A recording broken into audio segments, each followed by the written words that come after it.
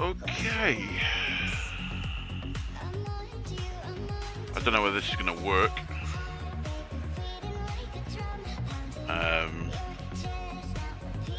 I can't really test my levels at the moment.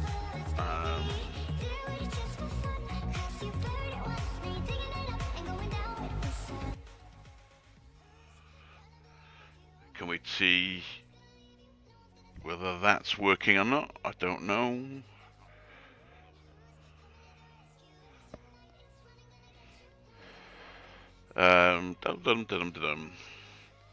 It's been a while since I streamed, so I'm kind of hoping this is all going to work nicely. Right, so it's what, Friday morning. It's 20th of Feb. I got asked to do a couple of tutorial things, and I didn't want to restart with the links or whatever. So what I was going to do was start from the beginning on a project. I wasn't really intending to do the Seaking at this. Oh, sugar. Where are we? That's what happens when you can't do things.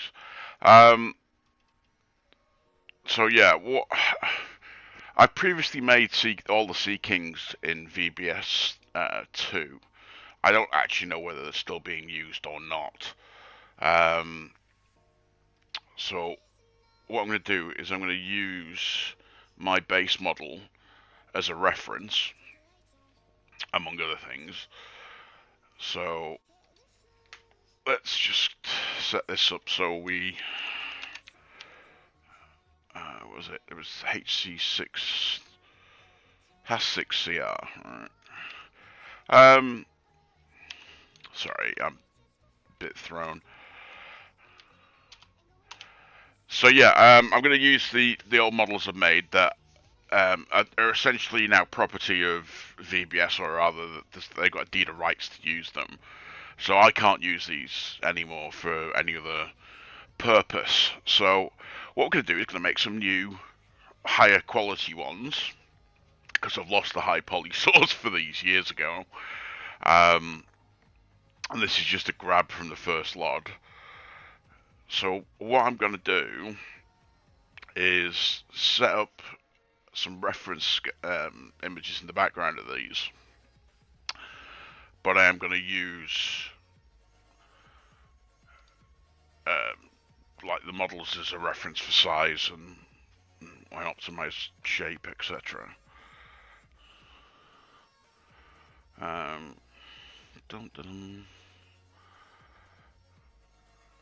What am I doing? Side view. So these are actually fairly close to the mark, so I'm just going to make sure that I can move this.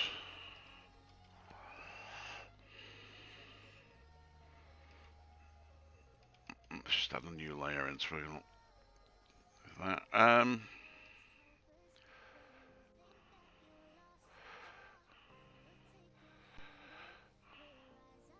So I would have said these models were pretty close, but looking at that, I'm a little bit out. But I made these original models in 2008. So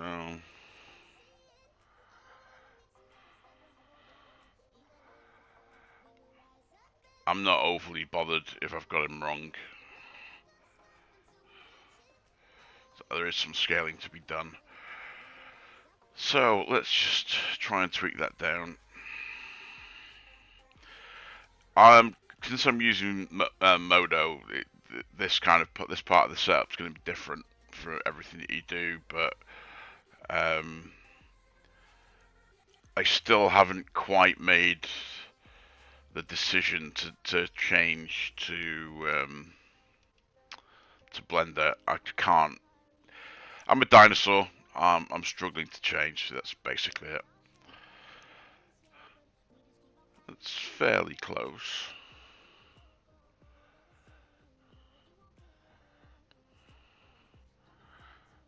let's just see.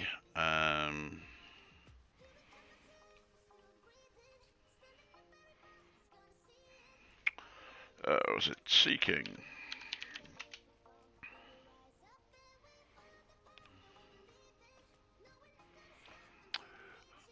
So using the Westland Seaking, so I want to go specs. I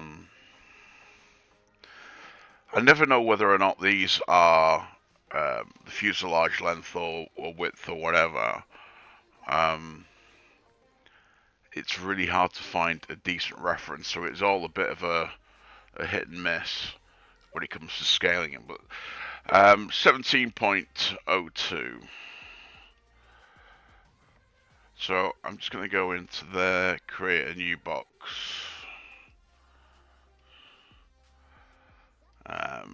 Set it back down to the margin. 17.02.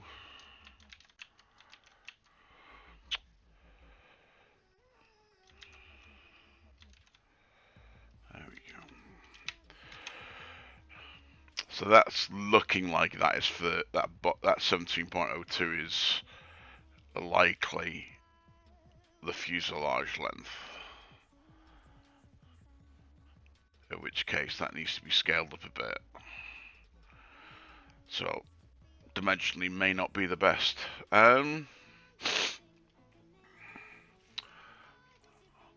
So let's see what I can find in my archive.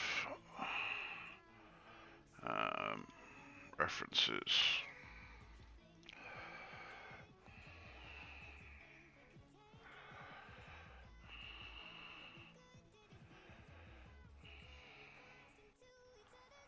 Dum dum dum dum dum dum. Oh, it's having a bit of a brain fart.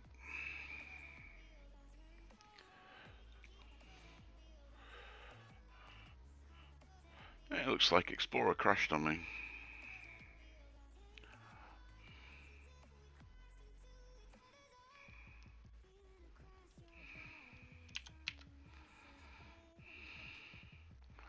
So we're looking for UK Westland Seaking.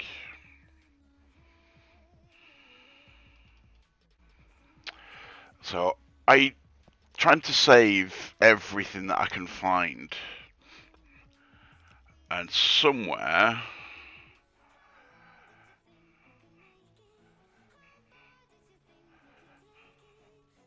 so those are the original Seakings that I made.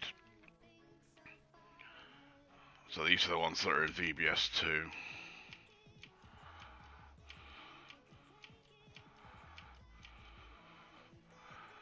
So let's see if we can find a diagram that's got dimensions on it.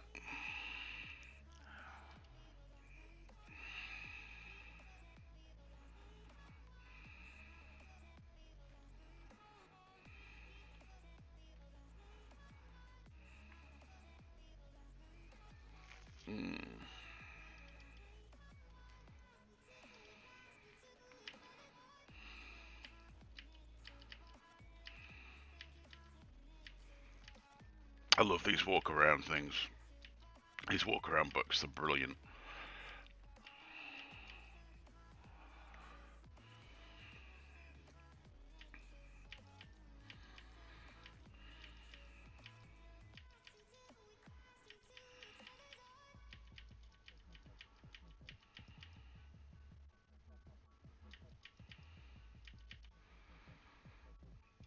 Okay, not that then.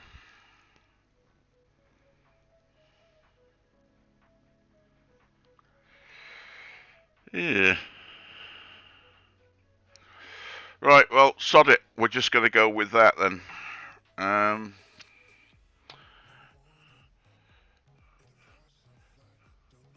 So if we're going to do that, let's assume that the plans are going to be right. Excuse me. Let's make that a little bit easier.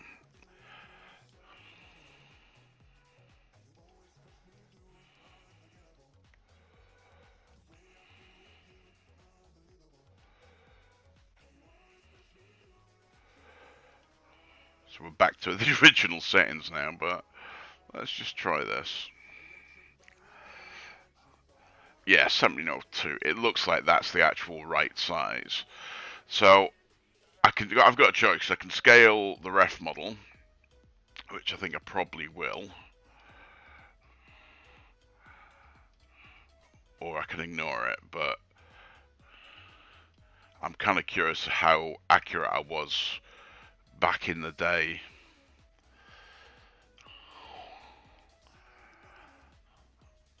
So it's going to be the Z depth I need to scale just to get the reference size. So that's 103.5%. I don't think it was actually that bad, given it was, what is it? Did I say 2008? So it's nearly 20 years ago. Yeah. So that's all right. Um, I kind of hope that they've changed the models by now for VBS, but I was rather proud of what we've done. So what I'm going to do is I'm going to duplicate these. So we have a front view.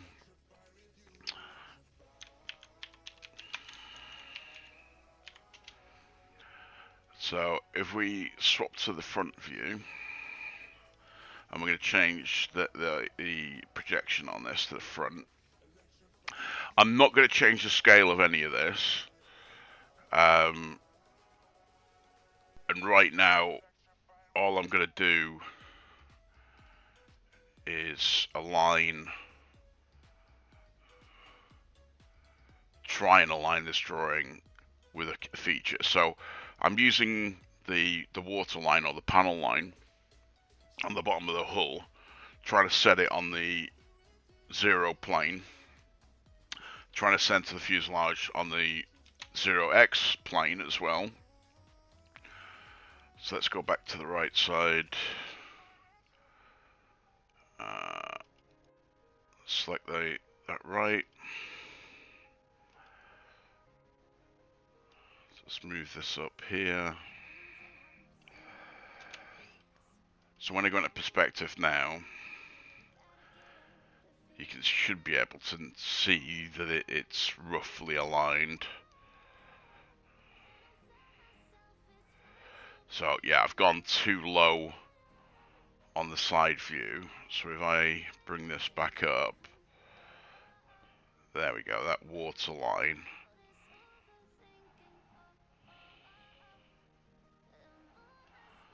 And I can bring the front view forward.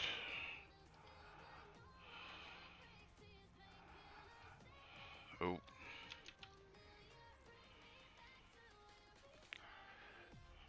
So you can see we're all, it doesn't have to be bang on, but we're all roughly on the same line. So let's go back to the front view. This is where we actually start making something. Now, the thing I love about these drawings is they're obviously the sections and profiles that we can look at and use to reference. So what I'm going to start with is this A section. So if we start on that, because it's going to be the general shape. So fresh mesh object. That's my ref block, or limits block rather. It'll pay to label stuff as you go. I'll be honest, I tend to be pretty lazy about doing that sort of thing, and it's come back to bite me in the arse several times. I don't recommend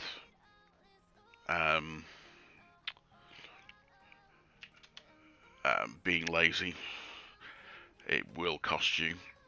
Right, so I've just created a block at the moment, so I want to move the dimensions of this. So what I'm going to do is just loosely fit the block shape around it.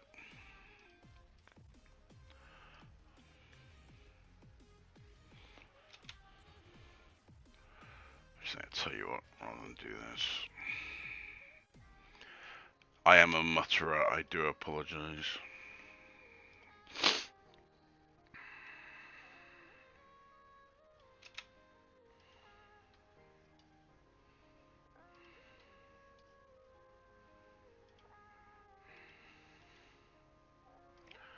really should check this on my phone to make sure that the streaming settings coming through. Hang on.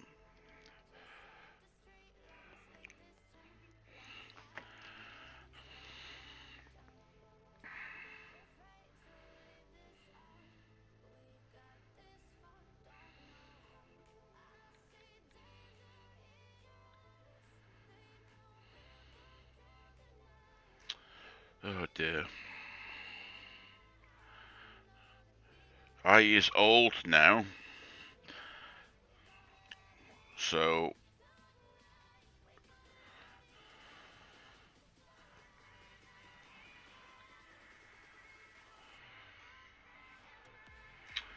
oh dear. Right, there we go. Okay, so at least the audio's coming through. Sorry about that. Alright, so what I'm going to do is I'm just going to use these, select the edges here. Let's go to the front. What I've done is I'm trying to make a tangent. All of these edges are tangent. So what I'm going to do, sorry. Because I'm going to use bevel to get the curve, I'm trying to make these lines like a tangent of this arc. So what I'm going to do is with this middle one, I'm going to use edge bevel. Sorry, tool properties are off the screen. So I'm just going to bevel that around till I get something like a smoother arc.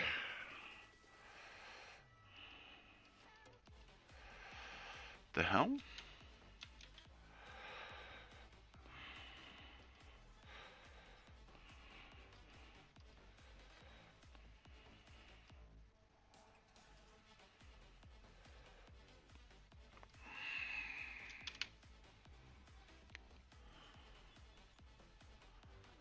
What is going on there?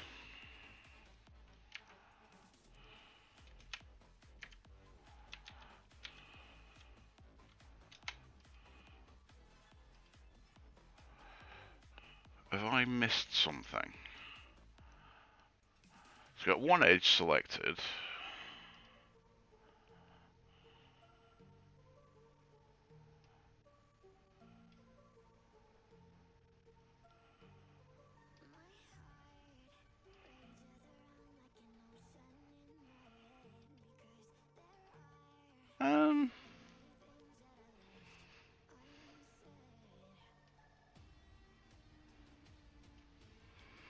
I'm not bothered about the mitering offset.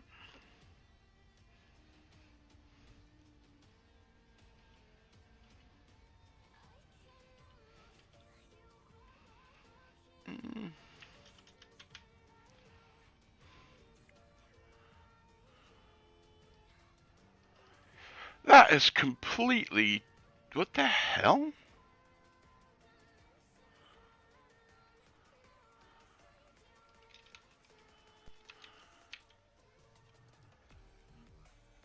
That has just completely thrown me now.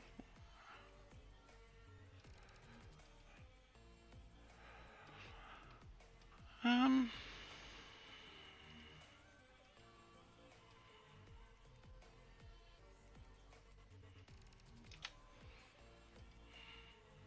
I being slow here, or...?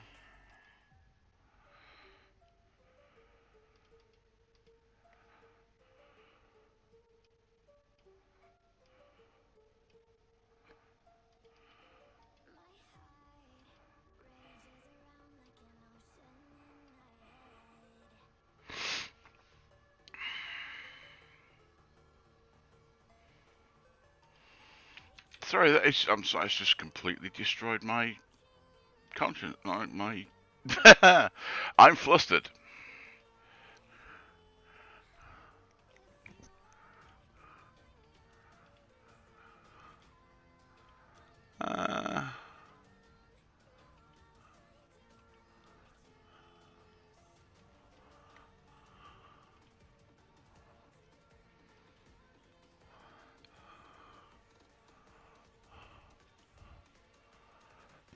Yes.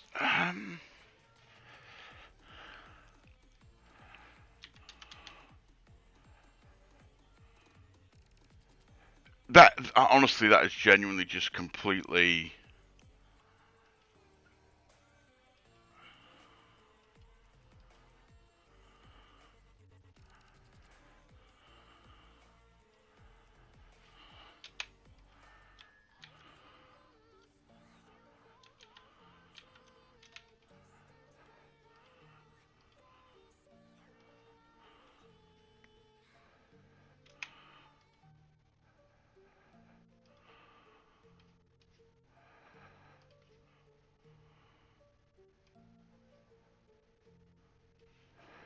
I'm not sure what settings changed there. What the hell?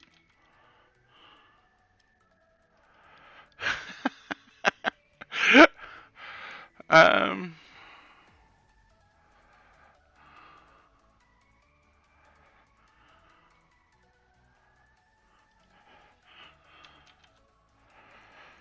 Something gone wonky here. Let's save the project anyway.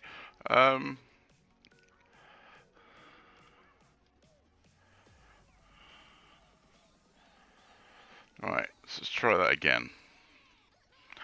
I'm just wondering whether the settings are corrupt when the file manager crashed.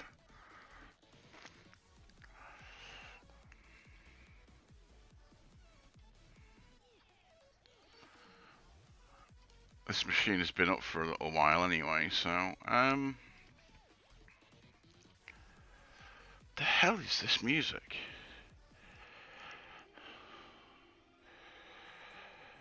Right, let's try this again.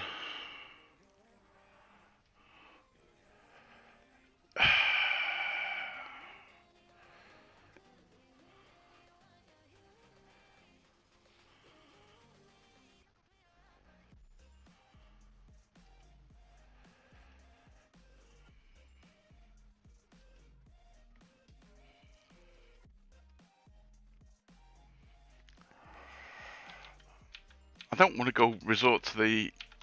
I think that's completely just messed with my entire head now.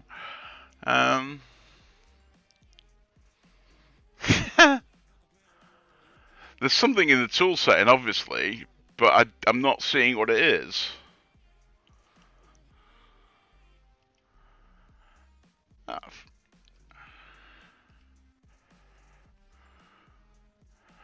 Let's just reset it and see what it does.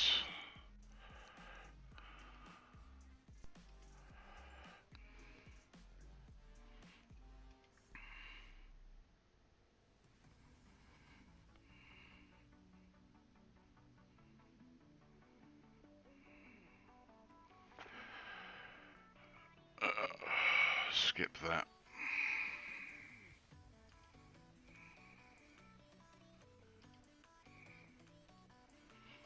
I don't tend to stray from the default setting anyway, so I'm not overly bothered.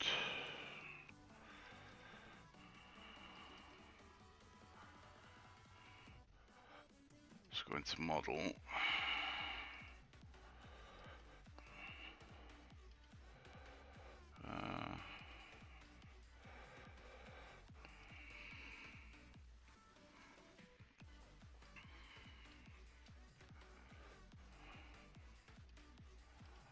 I don't know why that thinks it's a web view. Excuse me. Bevel. I'm gonna hit something. Unless I'm screwed up here. What have I created as an object? So let's just dump those. I love days like this.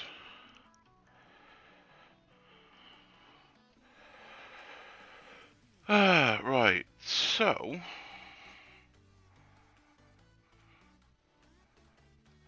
it's too vertical.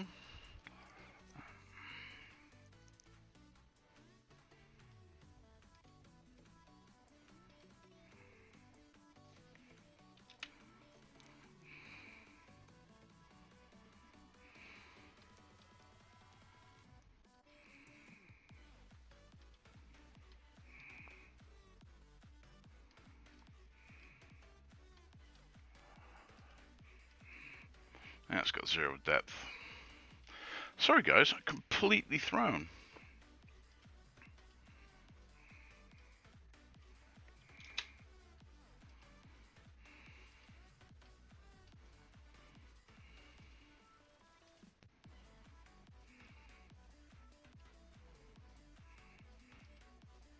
There we go. Like I say, I don't actually know what went on there, but, you know, live and learn. Right, so let's go back to this and I'll try and explain it properly. Right, so what we want to do is try and create a tangent for this. But what I'm also going to do, just to make my life easier, is you see the common origin point. I'm going to make sure that there's a vertex there that I can then snap and align all of these, so we're definitely 100% on the same level. So what I want to do is ensure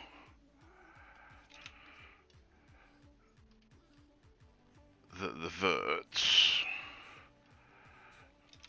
that we're going to use are roughly tangential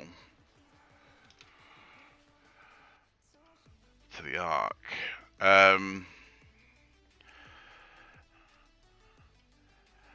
don't remember how much you remember about high school geometry, about tangents and whatever else, but it's just a line that connects 2 points on an arc. So what we want to do now is, with that edge selected, I'm going to go bevel. My round level is going to be 3. It's going to put 3 faces either side of the line. So I'm going to just do that. I'm now going to adjust this down a little bit. So I want to get it so it just touches some of these areas. Sorry, touches the edge of the arc.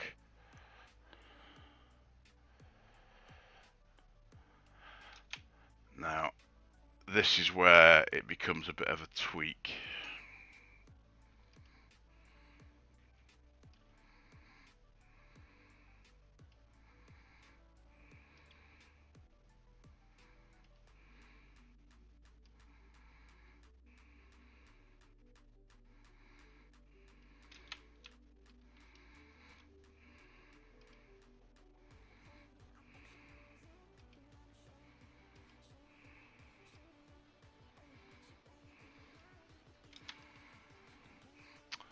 So,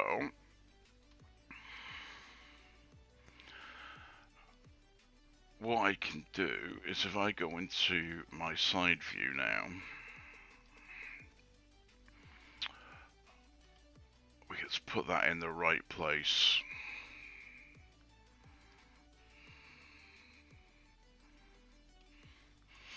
There's always going to be some drift, I'll warn you. And because you can't necessarily rely on the drawings, you need to kind of choose one side that you're going to believe in, if that makes any sense. I personally use my side views as my like master reference. Everything else I will kind of tweak, because you can't guarantee that the drawing is 100% accurately scaled and proportional. So you're just gonna have to fight it sometimes. So I'm going to duplicate this side view. I'm going to make a bottom view.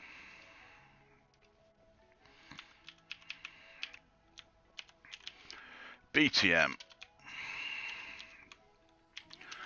Fat fingers. So again, we're going to make that on the bottom view. I'm going to go bottom. So we've only got one side of this. So what I want to do is I want to turn this image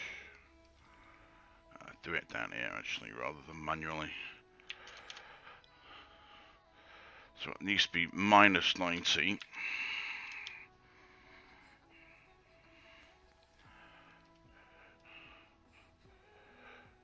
And again, what I'm going to do, and hopefully if whoever drew this knew what they were doing and using the right projection, I can then line up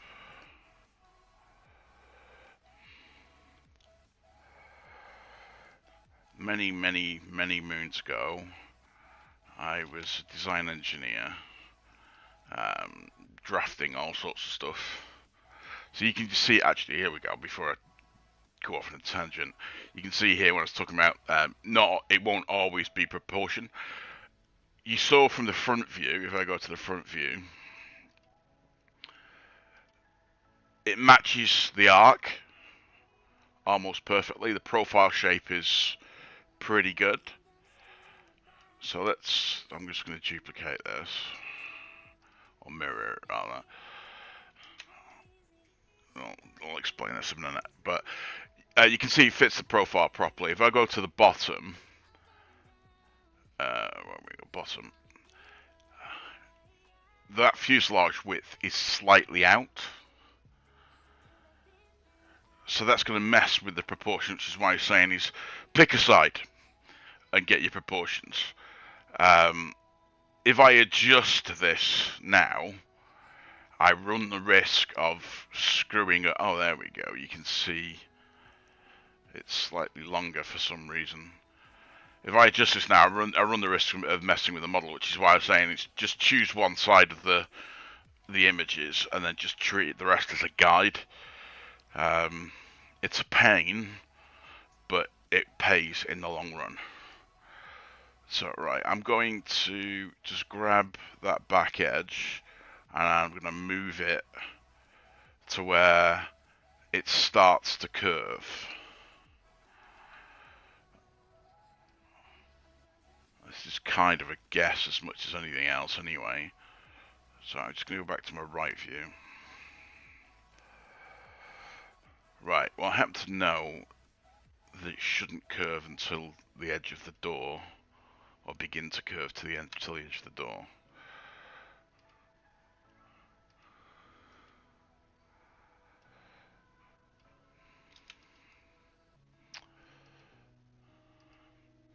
So I kind of screwed up, really. I shouldn't have done what I did mirroring it over at that point, but I wanted to illustrate that it arcs properly and it's centered. So let's get rid of that side, because we're just going to duplicate work. Let's go to the bottom again. Right, so again we're going to do something similar that we did before, and we're going to create some tangents.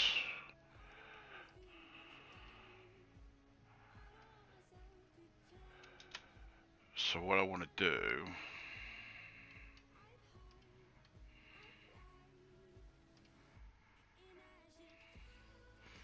I can do this in quad view, but it becomes a little bit harder to see exactly what's going on.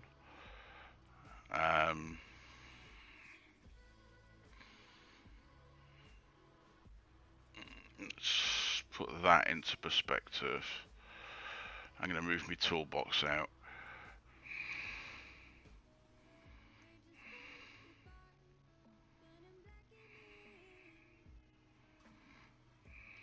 Trying to find a view that'll be useful so you can see what I'm doing.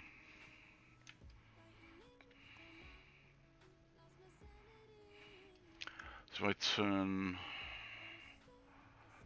front view off.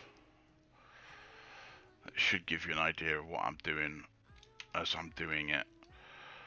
So I'm looking now from the bottom up. What I'm going to do is move this in so it matches the outside arc, and again I'm making tangents of things. So I'm scaling here, And I'm going to find out in a sec whether or not that's a good idea, because the profile is going to change. And I'm trying to remember whether or not the profile does change. It will have to blend in with the tail.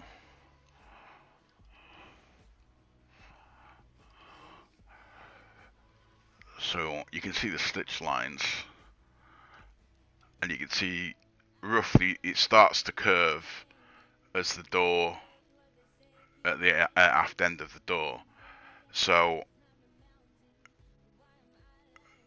yeah, the profile is going to change. It's going to have to. It's because it's pinching in.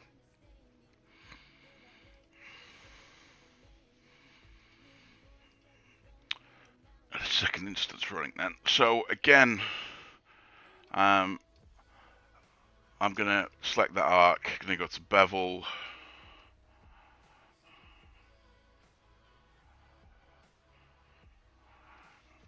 I don't like how that has gone sharp.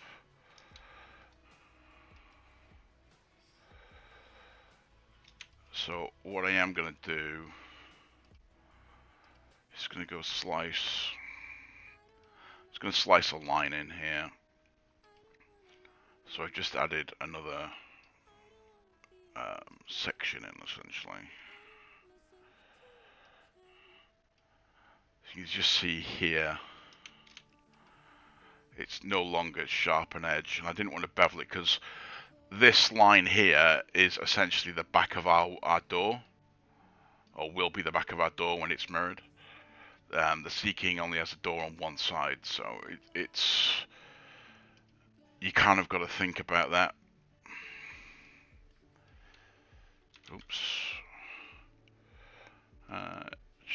Bevel.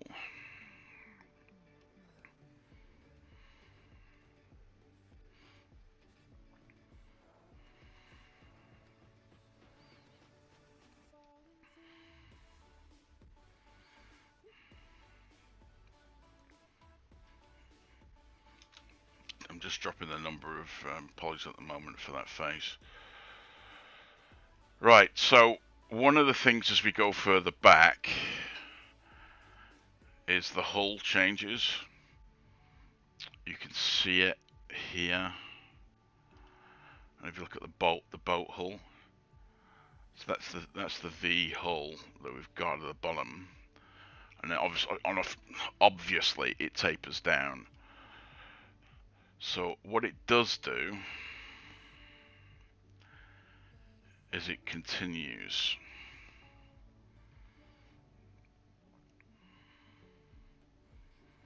So what we're looking at is that is going to be our master.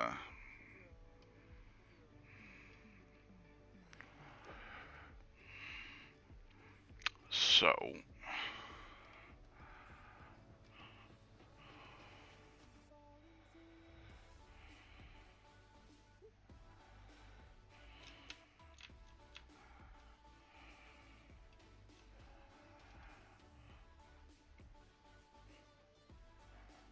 I need to start drifting this in.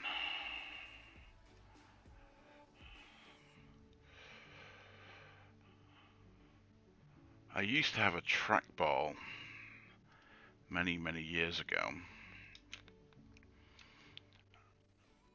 and it was literally the best thing for this sort of scaling. You get very precise, and I don't know why nobody makes decent trackball anymore. I actually have a space mouse as well, which is great for 3D viewing, but I've never managed to get it. I've never managed to make it make sense in a traditional 2.5D CAD sort of setup. My friend swears by his, but if you don't know what a space mouse is, a 3D mouse. It's, Google it. It'll make a lot more sense. You can pull up, down, twist, left, right. It's 60 degrees of freedom. So if we go into render now, I'll just kind of illustrate this, but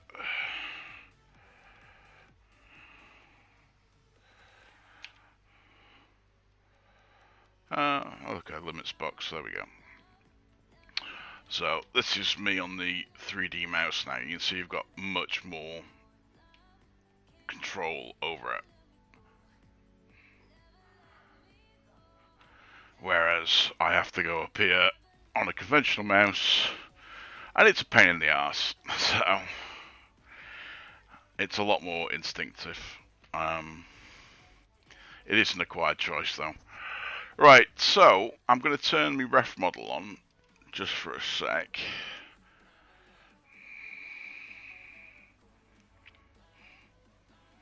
Alright, so the ref model's too low, so let's readjust all of this.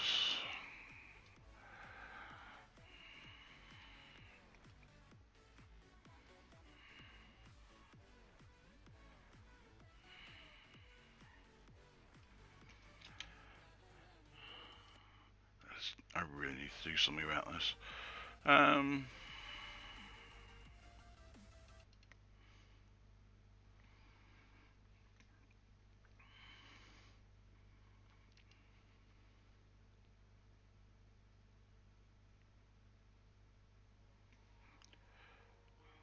Background music is awful. Yeah, what I wanted to try and illustrate is if I turn that off, as you can see, this is where the 3D mouse is brilliant for. You can see the boat line as it kind of adjusts. So, let's make this easier. Add a new material, ref.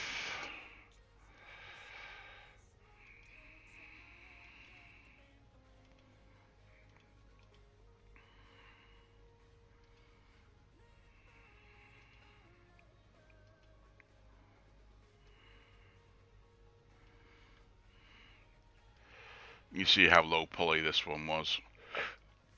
I think all told, because it does have a basic interior as well. You can see it in there. I think all told it was less than 10-12,000 polys. Let's find out. Oh no, 14,025, which for 2008 on the detail, I think it's pretty cool. I'm kind of proud of that. Right, so I will stop blowing sunshine up my own arse. And get back to scaling this properly.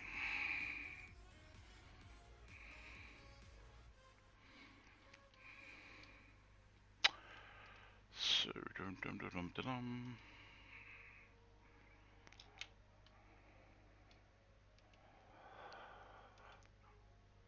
I'm going to cheat a little bit here, I think, because you can see the drift.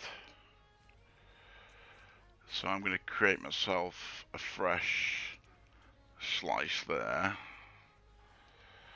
so it's all nice and square.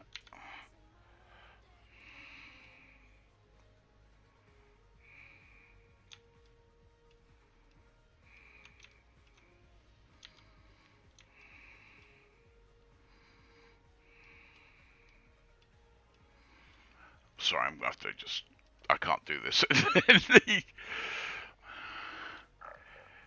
in the quad view. My screen, I've got 32-inch screens, but if I'm doing this on the stream, I can't use all my screens how I would normally do it, so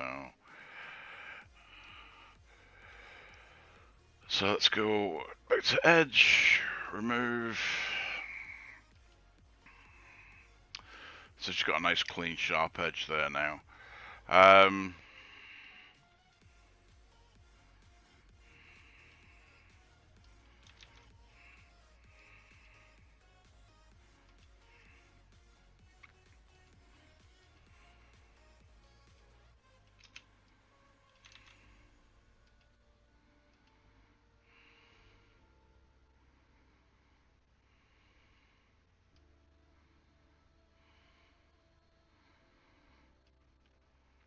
So what I need to do,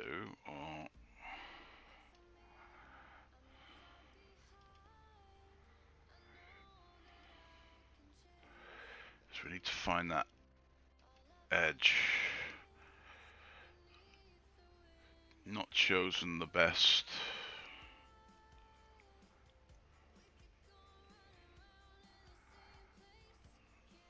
Reference image because of this is the AZAC 7, which is the old British airborne early warning system, and that this thing here is actually inflatable radar. The bag itself inflates; it's not a rigid dome. And there's a search water radar, a mechanical radar that spins. Proved to be incredibly useful in Iraq, Iraq and Afghanistan especially, because the search water radar has a fantastic ground tracking system, so it can actually define moving targets, much like the Astor, which is the Sentinel R1 aircraft that was retired. It's got great ground movement differentiation because it was designed to pick up boats moving in water against the backdrop of waves and things like that. So it's surprisingly effective at picking out people walking through rocky terrain and movements of vehicles, etc.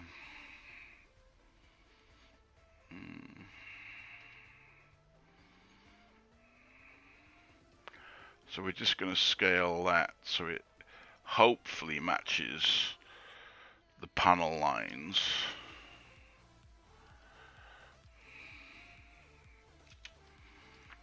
So again,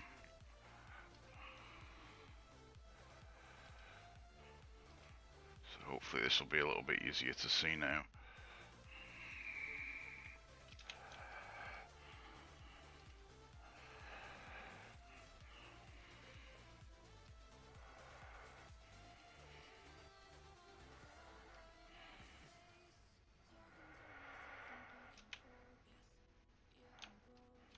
I'm trying to remember whether RAF Cosford, which is not that far from where I live, has a Seaking. I know it's got a Wessex in it, because it's the Wessex they fell out of on Salisbury Plain, which is another story. My colleagues use me as a ramp, which tells you everything you need to know about military life. Sorry, laughing at my own jokes, but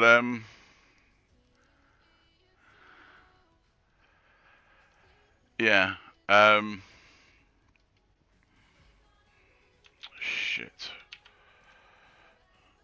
See, that's the problem when you can't use all four views. You hit the wrong thing, and all of a sudden you're going back a few steps.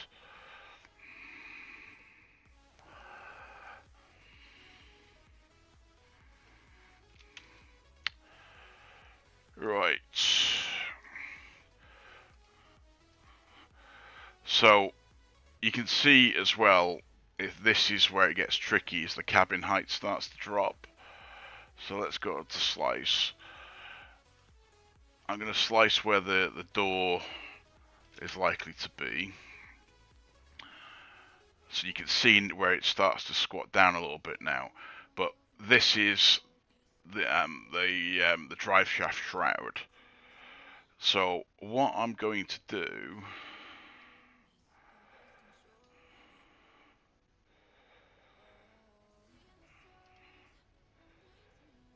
is, where is my sensor? So that's going to be my sensor.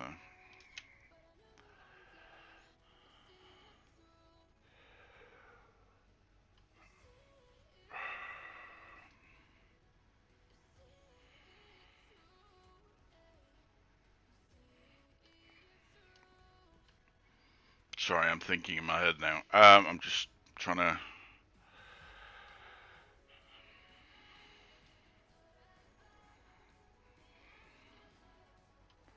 So if I grab those...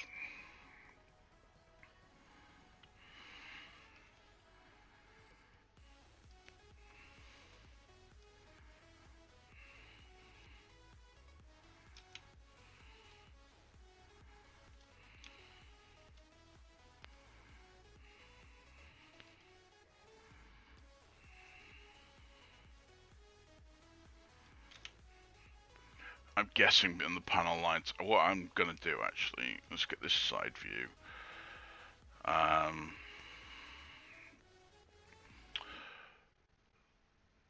So if we go, where are we? Let's make this left side view.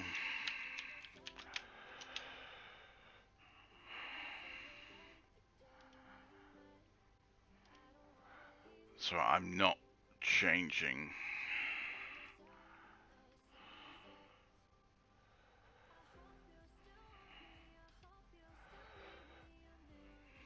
Right. So I'm going to duplicate that.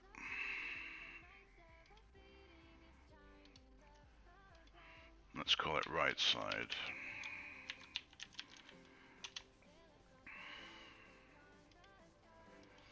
Sorry, I'm jumping around a little bit.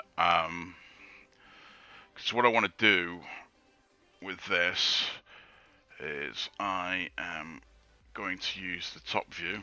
So let's flip this. It just gives a better idea of what we're actually looking at, and I don't have to guess what's behind the search water radar.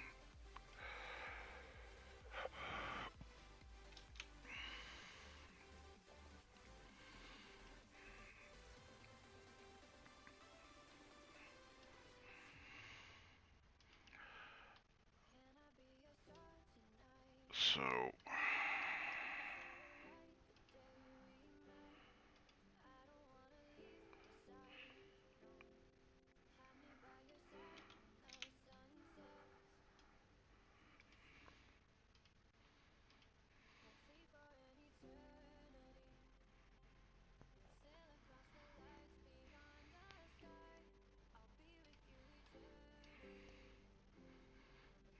I'm going to remove some stuff. I'm going to go backwards.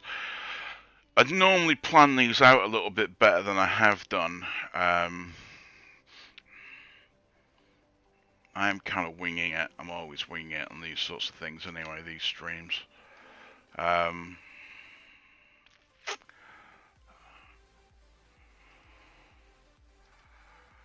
jumping a bit farther ahead than I really should be. So all I've done is remove most of the mesh there. So what I'm going to try and do is I'm going to slide this to match some panel lines. Because in my engineer's head and OCD or autism or whatever you want to call it, it's screaming at me going, it needs to be lined up so you can get the rivets in place. Not that you ever have to do that in here, but I'm sad like that.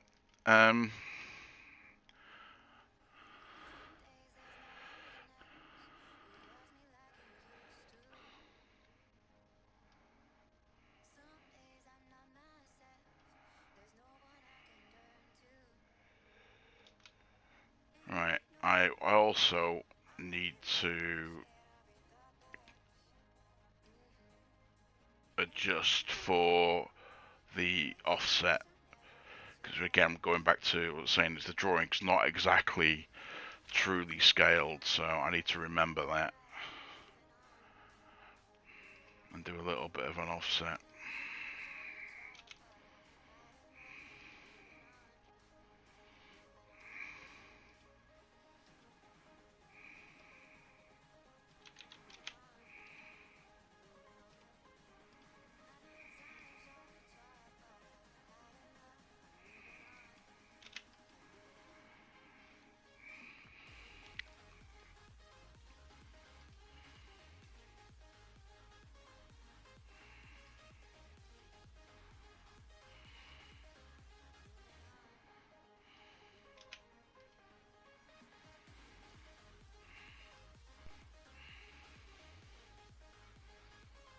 Yeah, going back to Cosford, I'm thinking, I don't actually think Cosford has a Seaking in stock. At least not on display, anyway. The only other user has 3. The Commando versions were all Navy.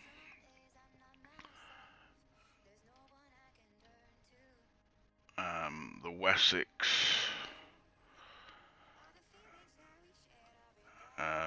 is my arch nemesis. Sorry, it's a long story, but it's funny. There's a lot of funny memories associated with it as well. I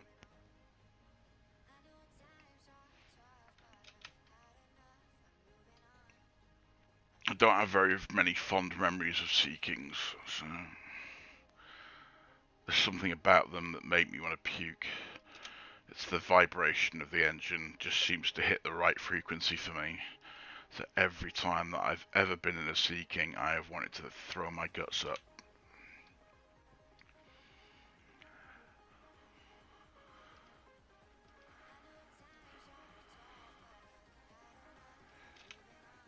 Oddly enough, the Chinooks do the same.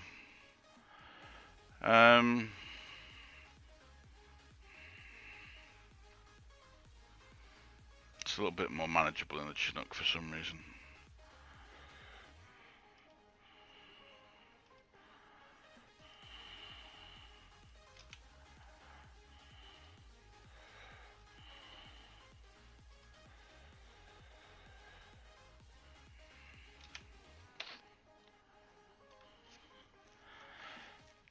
Rightio.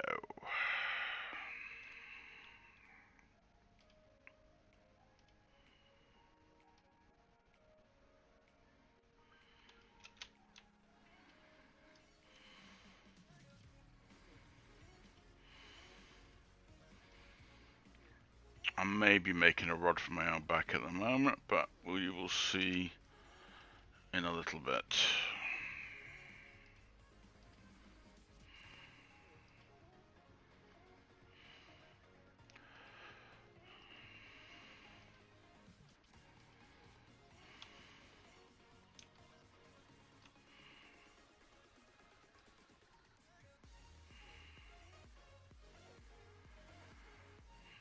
I'm not unhappy, but I'm a little bit worried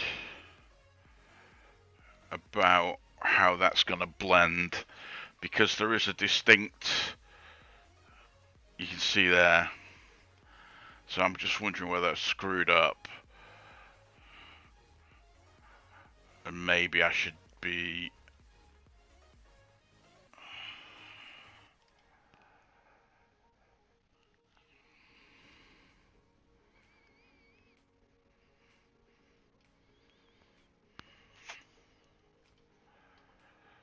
yeah, let's do that. Sorry, I'm not vocalizing what I'm thinking.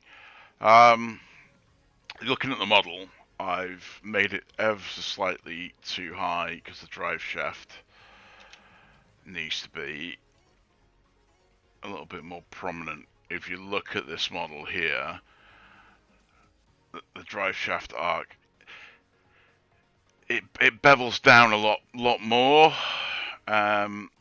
So this top line here needs to be on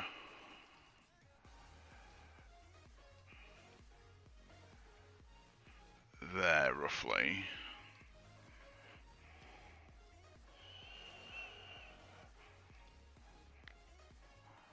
But I don't want to affect too much of the other cabin space.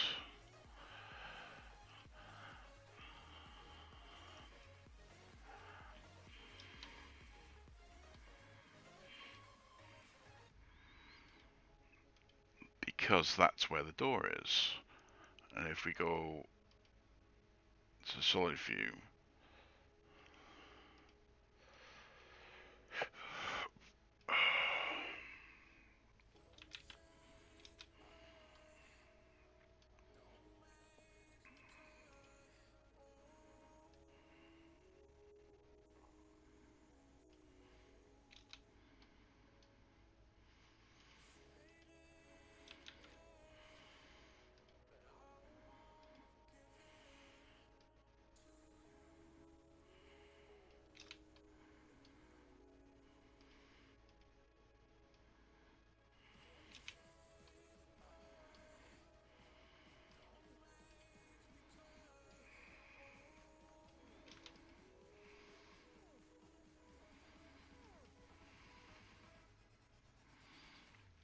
so if we go on the left view now, you can see I'm in danger of affecting my doorway.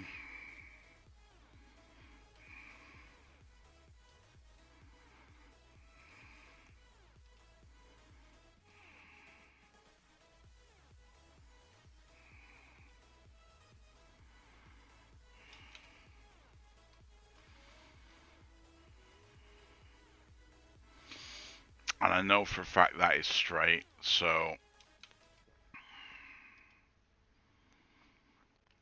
I need to do something here.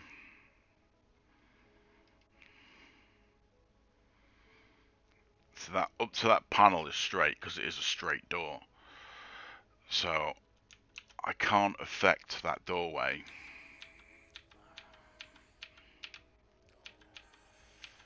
So that means that my entire top edge here is going to be wrong.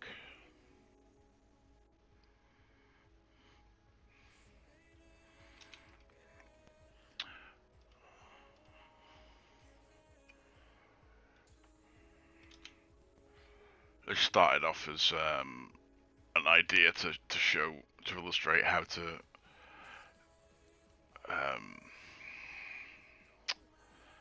shit. Sorry, I'm thinking to myself. Yeah, I'm going to drop that entire piece there. It started off as a way to explain to somebody how I did the blends to get the correct shape for things, and now I can't do that because it's not as easy as I was hoping it was going to be. I thought Seaking, yeah, it's a box. You know, it's kind of a box with a few blends.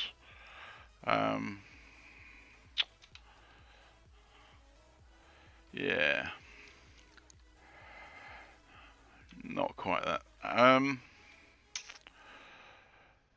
Yeah, I'm trying to remember where the nearest place I can go and put my hands on a Seaking is, and we might have a live stream video trip out. There is one at East Midlands, I think. East Midlands Aero Park, from what I remember. And the guys there were brilliant. A friend of mine, my friend and I took a trip out there a few years back, and the guy that ran the place it's all 100% charity. You know, they're not sponsored by anybody, and it's kind of a passion project for them. And he was opening up cockpits for me and all sorts, so I could take reference pictures. He's a lovely guy, and if you're in the area, I highly recommend it. It's not a huge place, but you can talk to the volunteers, and they will, more often than not, quite happily share information and share stories. Which, to be honest, is the best part of going to some of these museums. Is the guys that are in them, that are working in them, often are former aircrew, and some of the stories are brilliant. There's a guy at Cosford, and I'm gonna be really rude because I've completely forgotten his name.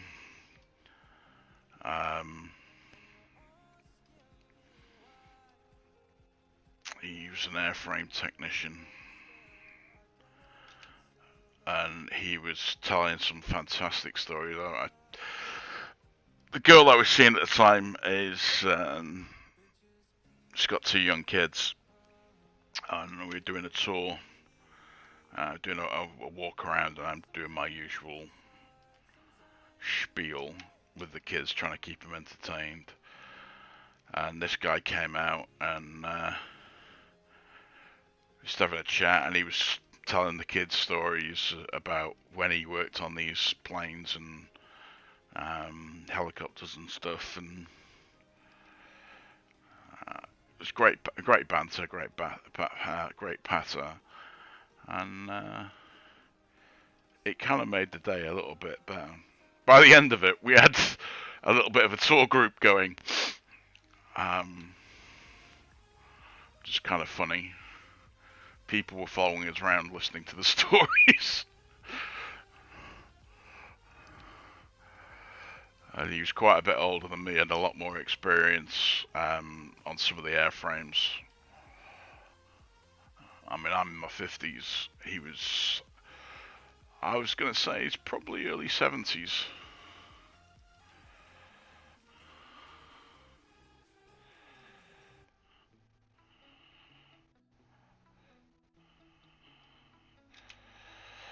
So we are going to clean up some of this stuff later, but I am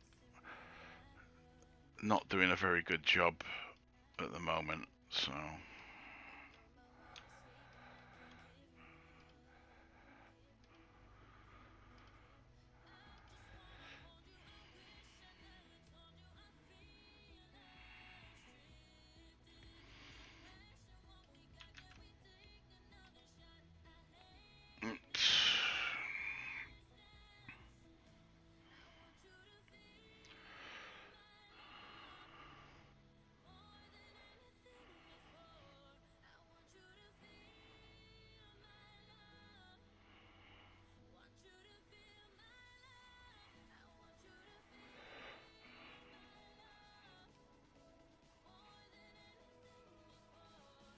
I have no idea what my Discord is doing at the moment.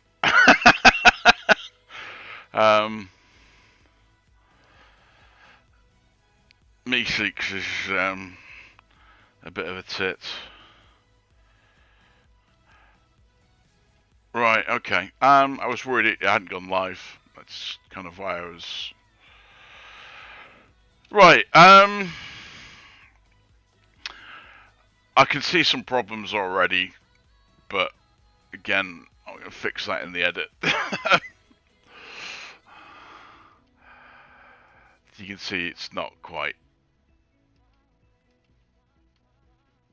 bowing out. I've completely thrown myself with what I was waffling about now.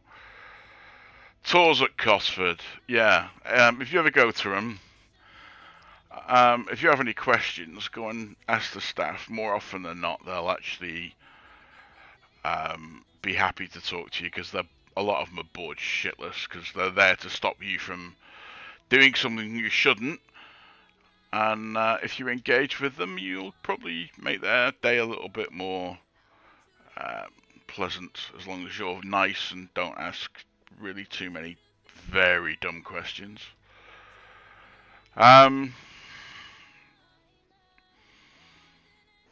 I've got an error that's crept in there. I can see it, so I'm going to remove that line.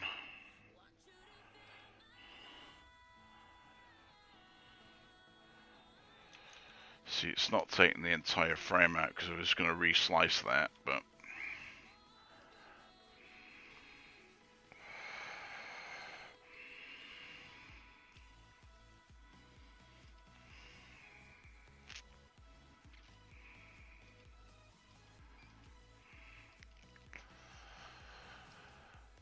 yeah, Sentry's probably doing his nut right now, because I said I wasn't going to make a Seaking for Arma 3, and this is not going to be for Arma 3. With a Cold War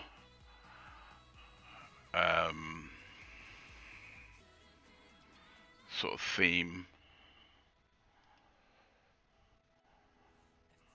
of Arma 4, it doesn't feel so out of place. But I will say, while I am going to make the British versions, what I want this for is not a British version.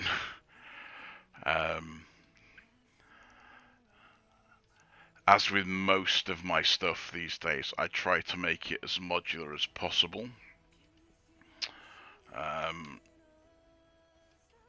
So that I can get as many versions of something out of it.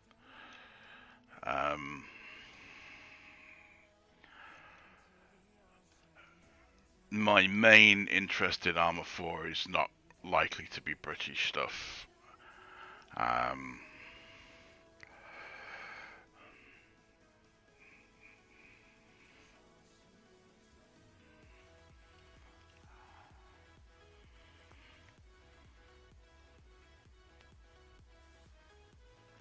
may annoy or shock or whatever, upset some people, but stuff them.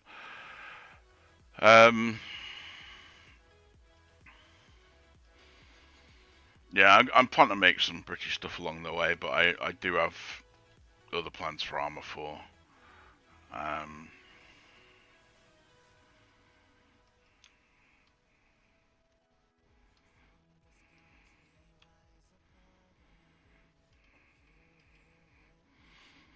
Which I don't want to say too much about, but if you've involved in or been seen or whatever any of my other stuff over the years, you'll know that I've had my fingers in quite a few other projects, so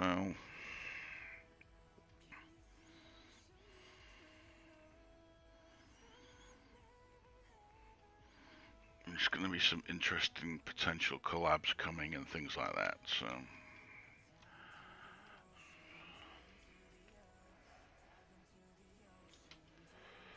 just going to put that ref model up.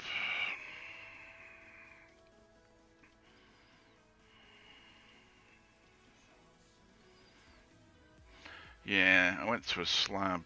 Don't really like that, but I now understand why I did it.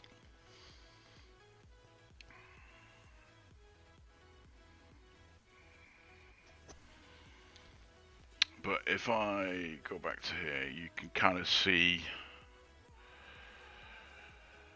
we're not a million miles off from where I was originally, so the thought process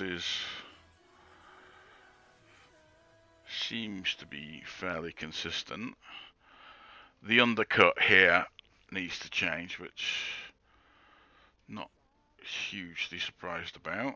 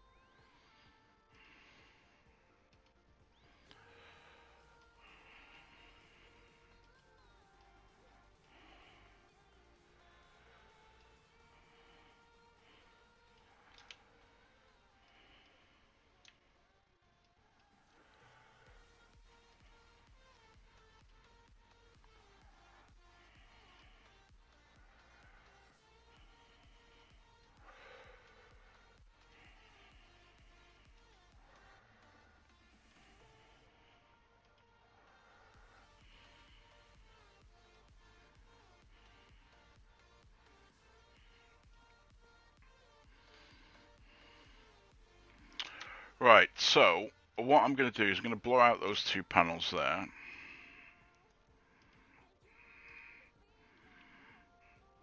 Because if you look at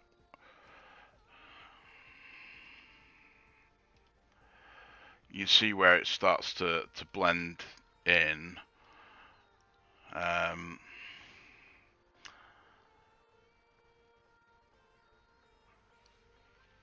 So what I'm going to do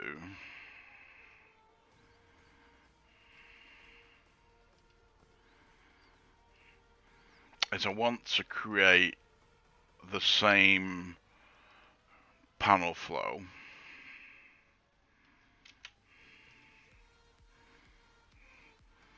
and the same angles.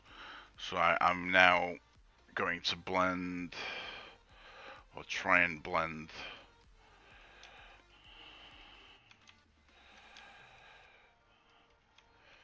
this in. So I'm going to go back to my side.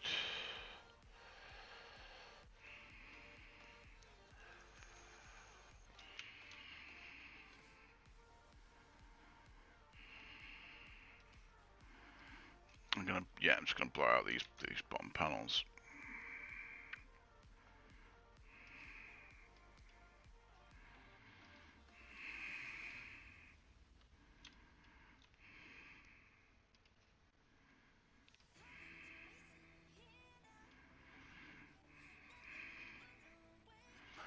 I'll tell you what, let's change this default material to something that's a little bit easier to see.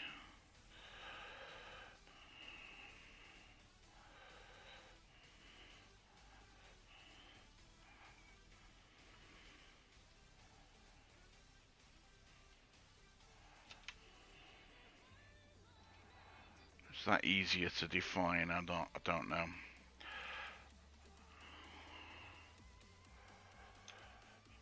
So I'm going to grab that line.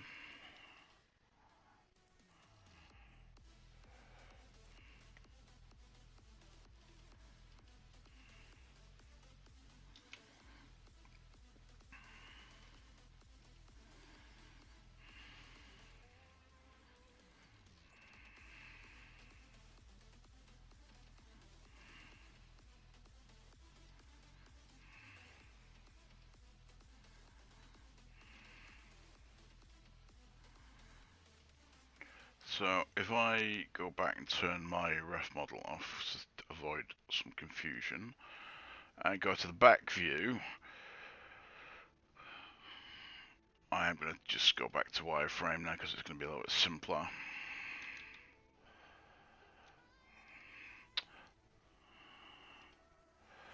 So what I want to do now is I'm going to use that point up there and I'm going to scale that in. So what I'm trying to do is get this sort of blend here. So there's a noticeable crease in it. So this is where the crease starts to develop. So what I want to do is I'm going to extend that down.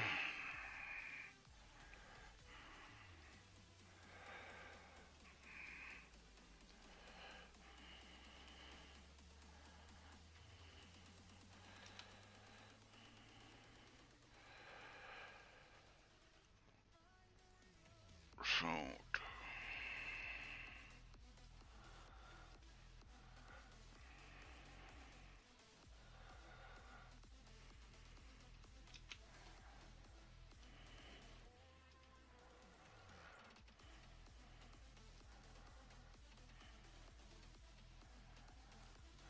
because what we're aiming for at the end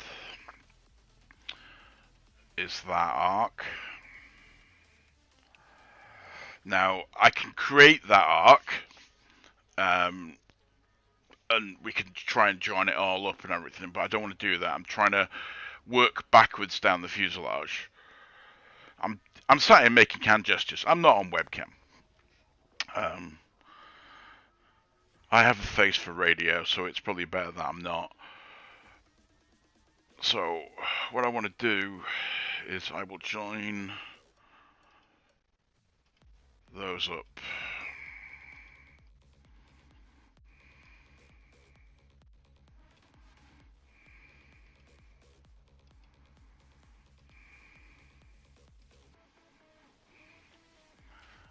So I don't know whether we've got on the front view,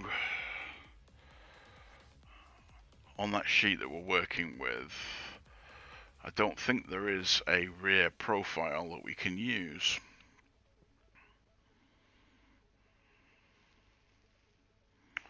So E, where is E? Oh, E is that rear profile. So that's what we want.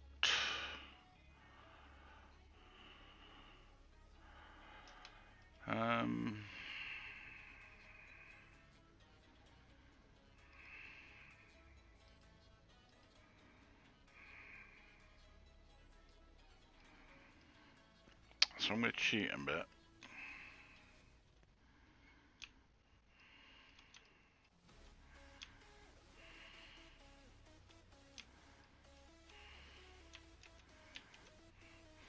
So I've just copied and pasted.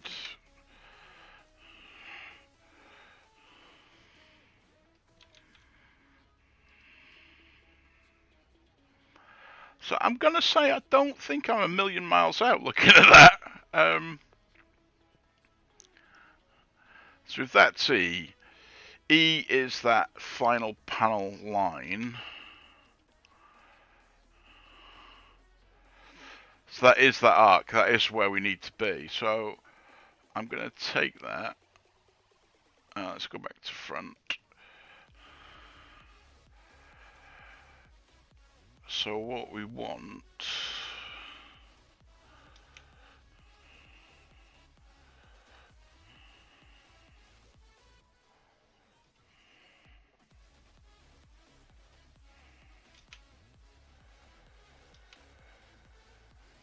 I'm a bit surprised by how deep that cuts.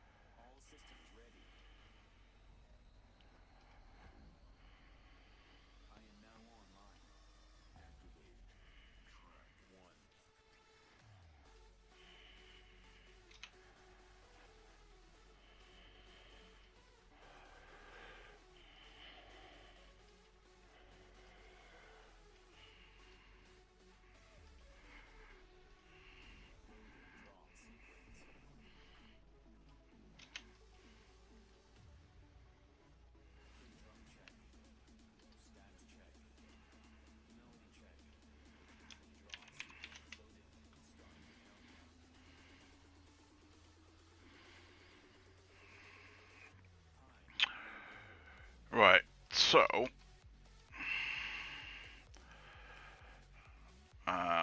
what I want to do now then...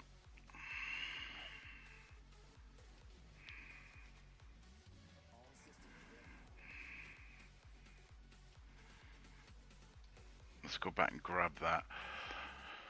I'm just going to turn off all these refuse, these images. Because that back profile is the one that we're aiming for, so I'm just going to delete this.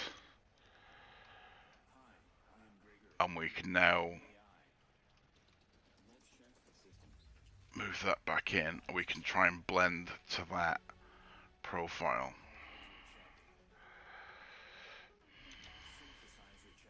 Oh.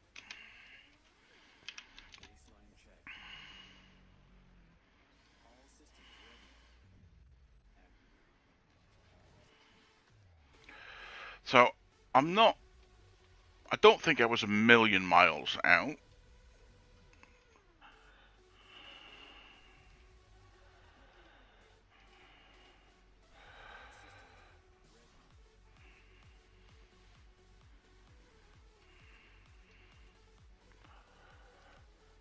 I am gonna use a bevel to fix some of that later.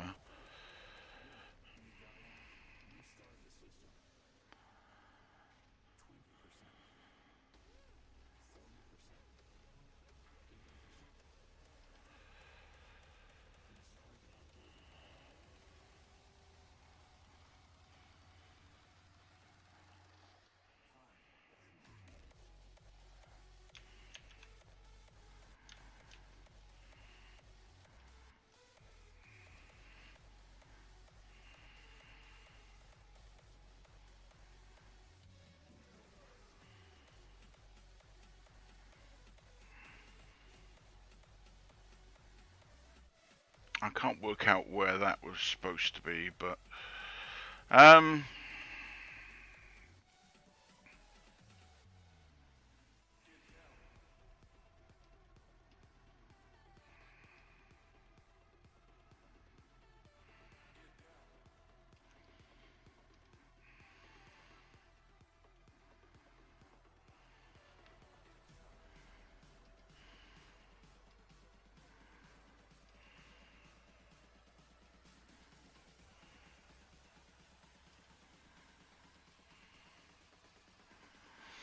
I was in the middle of a dip, and I can't remember what the fuck it was now. Pardon me.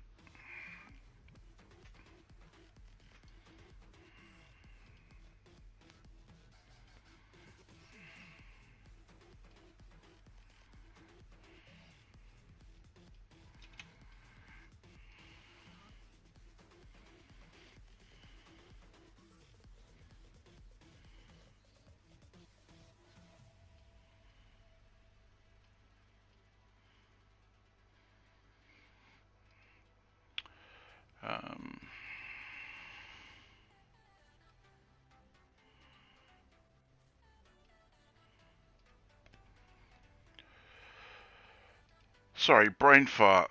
It happens when you get the wrong side of 40.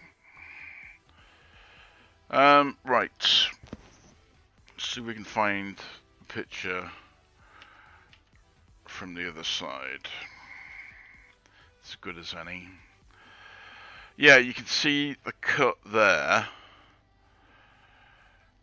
And you can see...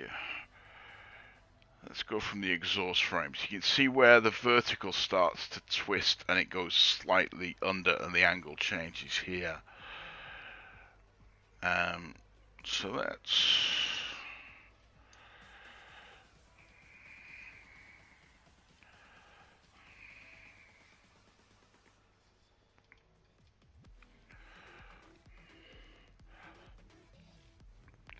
So it's this line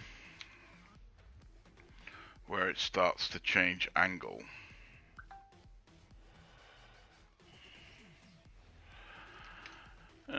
Just got a text message from a friend.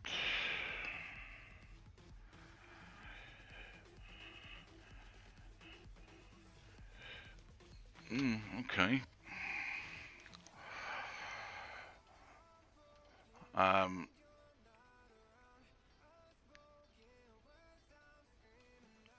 That was a mate of mine that is currently at Odium. And he's giving me shit for making a Seaking. Okay. He's on Chinooks.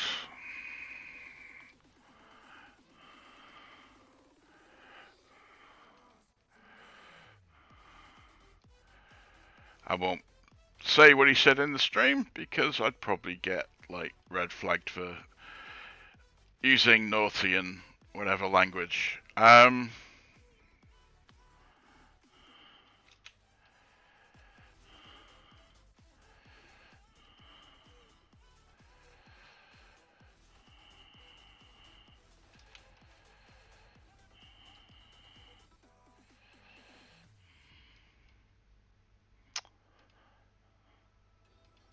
Sorry, that has kind of thrown me. I wasn't expecting that. Yeah, he's basically just invited me down to Odium.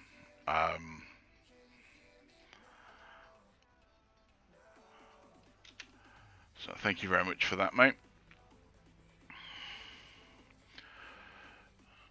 And I do have every intention of making a proper aircraft, as he puts it, at some point.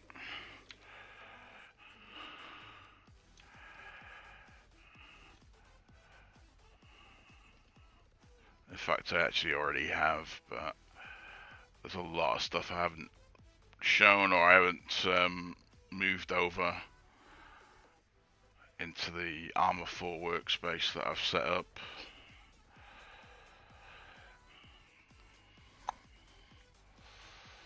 Right, so that is actually our blend line.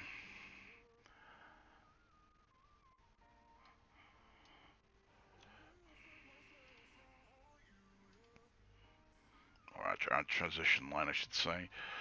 I'm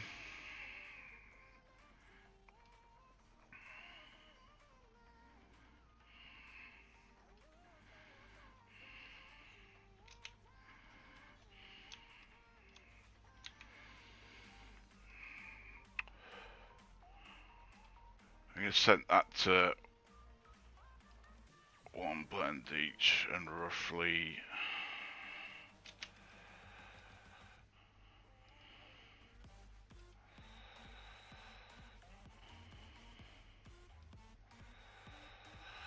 Space Mouse, here we come.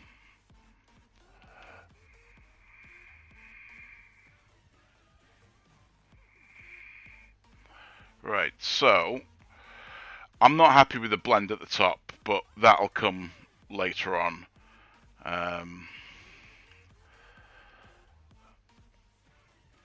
Let's just change the light so we can actually see what we're doing a little bit better. Yeah, you can see where it transitions up here. I'm not happy with that. But again, we've got a lot more work to do. But I'm not too bothered. There needs to be a more defined crease down there. I don't know whether you can actually see my cursor. Video's lagging behind a couple of minutes. Yeah, not unhappy with that. Right, I'm going to take a break for a minute because I need to pee, and you don't need to hear me peeing. I will be back in probably 2 minutes, so just be BRB.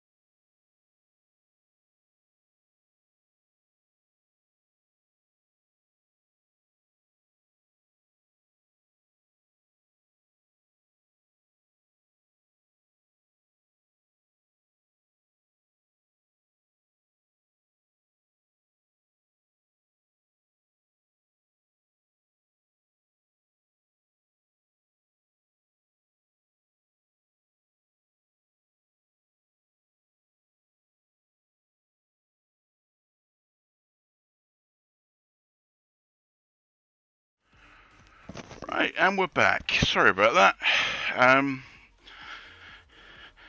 Needed the facilities, and immediately went and got myself another drink at the same time. So, right.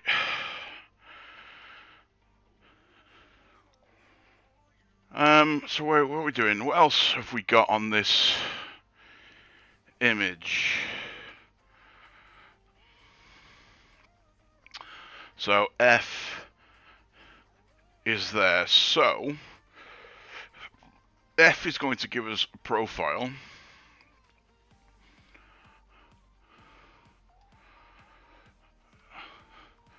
So what I want to do is I want to grab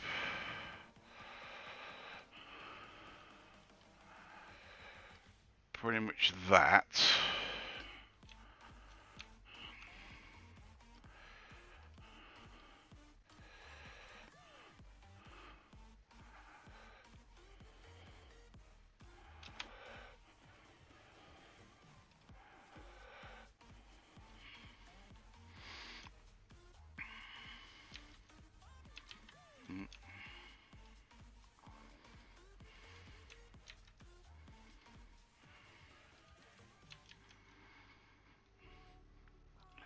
Let's go into the front. Let's turn front view on. And we'll go and find F.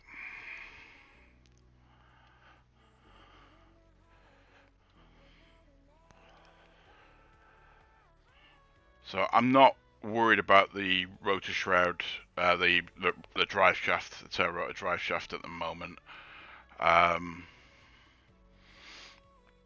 for a number of reasons, but it's just easier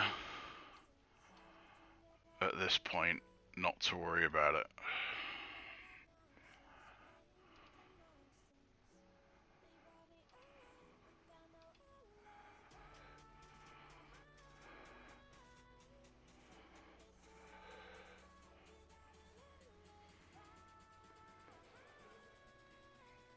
So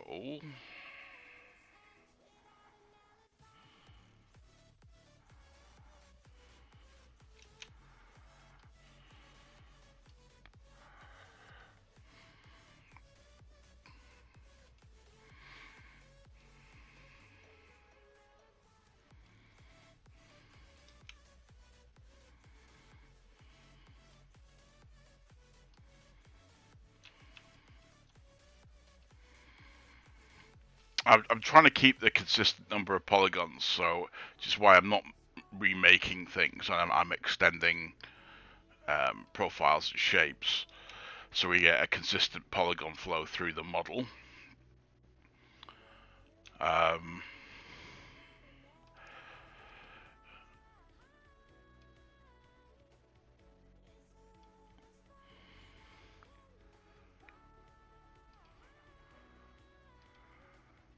It should also make life that little bit easier further down the road, but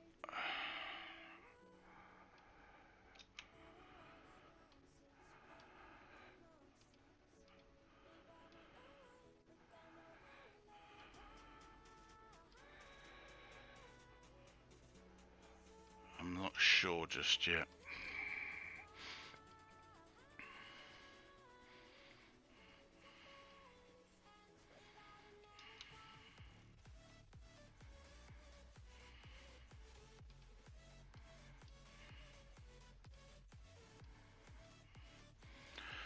Just going back thinking about museums as well, if you ever want a really good day out, again with incredibly friendly, helpful staff,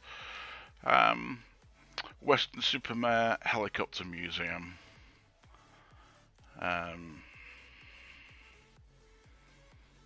Went down a few years ago, again with another young lady of my acquaintance. They were really, really nice. It was an open day and it was quite busy, but they still let my lady friend climb in and out of a couple of helicopters. She was sat in a UH-1, talking to a guy that was on the restoration team, and I believe, I could be wrong, also an airframe technician from Westlands who used to make the helicopters, not the UH-1, but Lynx and Puma and Seaking, etc. I went back another time and I explained what I was doing. It was a very slow day, they didn't have an awful lot on, and I think there was probably only 4 or 5 people in the entire museum, and they were quite happy to open cockpits for me and explain things and whatever. I got a load of really good reference photos for something else that I'm working on. I really do recommend being nice to the staff, because it gets you everywhere you want to go.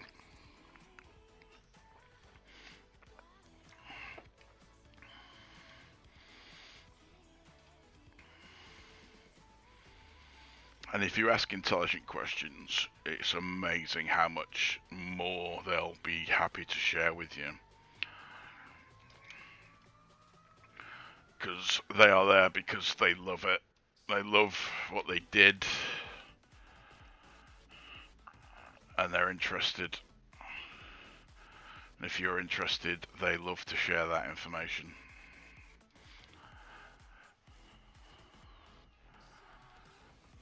And more than once, I've ended up making some pretty nice friends. But also they've put me in touch with other people that I can get more information out of on a few occasions. Got helicopter rides.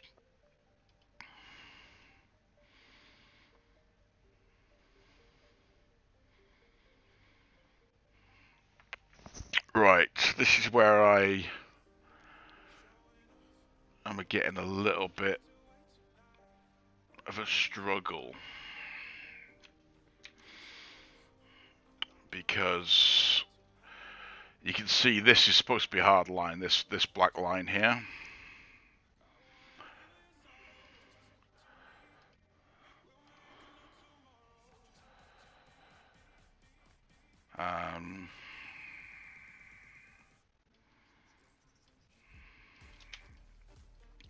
Use a curve slice instead.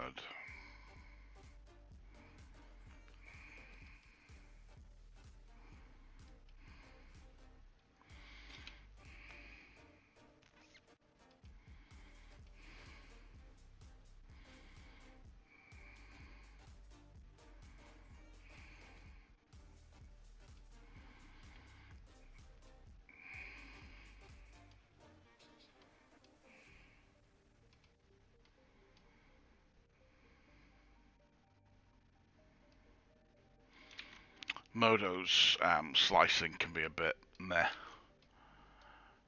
Modo Indie anyway. I do have the full Modo 10-year license now that they've released because they're discontinuing, abandoning Modo. Blender is very similar.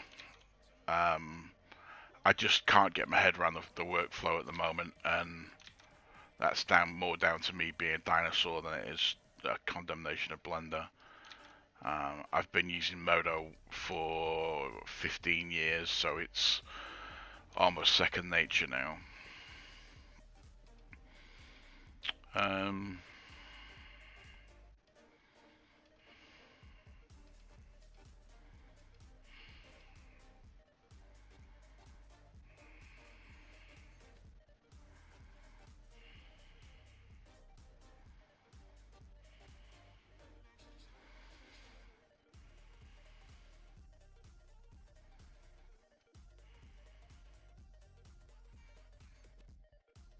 See, that is the shape that I know it's supposed to be.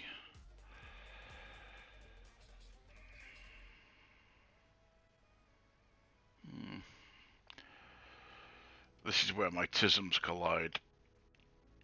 Tism to be as efficient as I can in the model, and the engineer tism that is in my head going, that makes no sense, that makes no sense.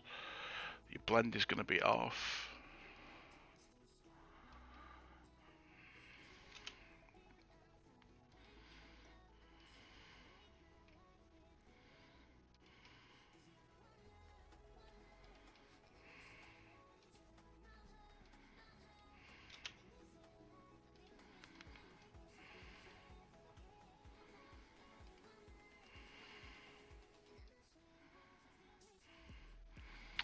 The reason I'm slicing this is I don't want the panel flow to change, because to make it look accurate or make it look consistent, I would then need to add more faces in, and this is where the efficiency tism comes in.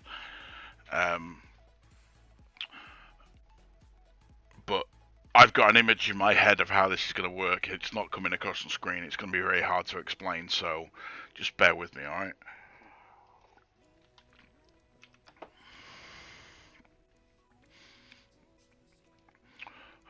Right, so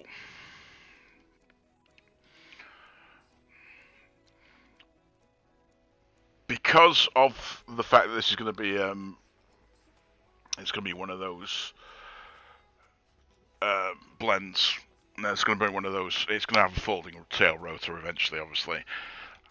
I'm not going to go past the tail rotor at the moment. So, like I said before, I now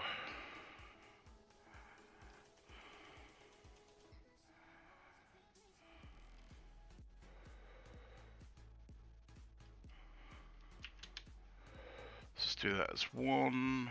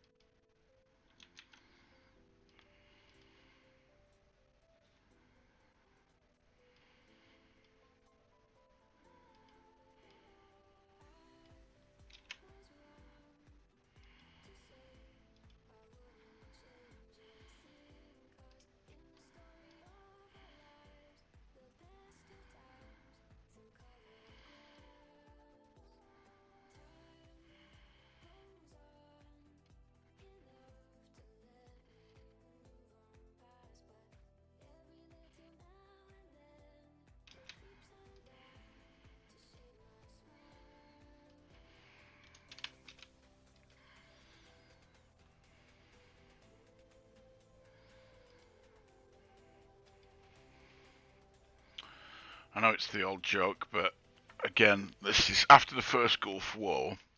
It's like I'm mixing jokes now, whatever. But after the first Gulf War, a friend of mine basically described the Seakings that came back as literally a formation of rivets flying around an oil stain.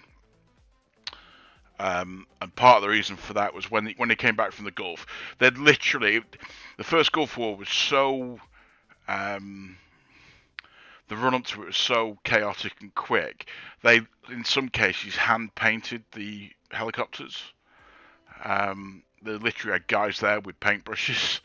And when they came back to strip the paint off, there was barely any metal left because of the sand erosion.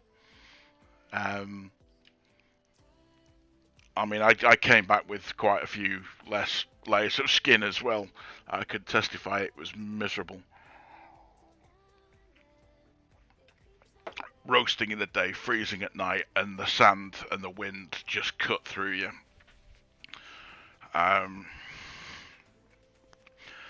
it was literally, they're trying to wire brush the paint off the frame around the rivets, and they're literally going through the skin of the aircraft. It was that bad. But I am a great believer in that helicopters do not actually fly.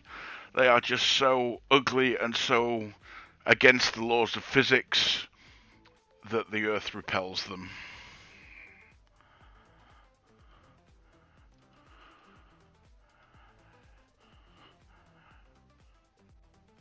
Right, so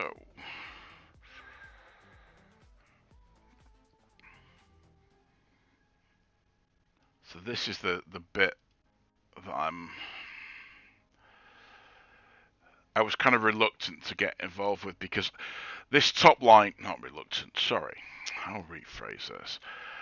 I was not looking forward to this bit, because this top shroud, this top line, is actually the cover for the tail rotor sync drive shaft.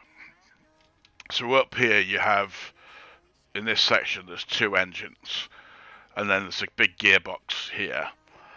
So the tail rotor has to be synced to the main rotor. So for every revolution that the main rotor does, the tail rotor does 4.5, something like that. So that's done by a large mechanical drive shaft, like you get in a car. And it is perfectly straight, and it has to be perfectly straight. Because if it's not perfectly straight, nasty things start to happen with vibrations. And if you've ever seen the Tacoma Narrows Bridge, there's this thing called natural harmonics, which is, again, the vibrations that make me feel sick when I'm in one of these things. And if you've ever seen the Tacoma Narrows Bridge, the wind hit just the right speed where the bridge started to vibrate, and the vibrations grew, and the frequency was just right, and the amplitude was just right, and it started to undulate and wallow, and eventually it ripped itself apart. And that's exactly what happens when these drive shafts aren't perfectly straight. So it's a great reference point to use as to what is supposedly straight on the airframe. But when you're moving boxes around, you can see it might become a bit of a problem if you start drawing them in, which is why I've been doing them after. So all of this might need to change.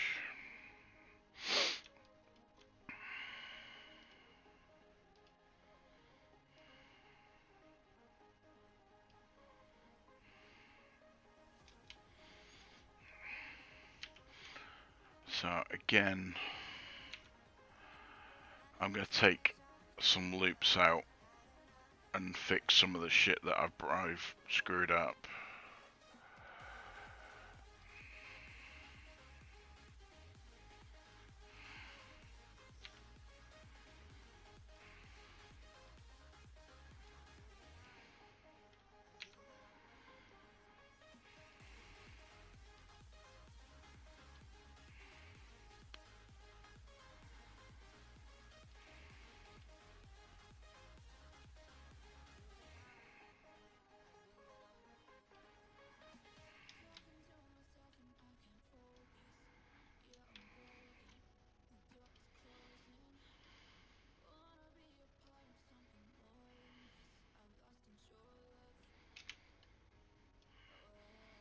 I was just about to tell a dip that I probably shouldn't tell on a public stream, but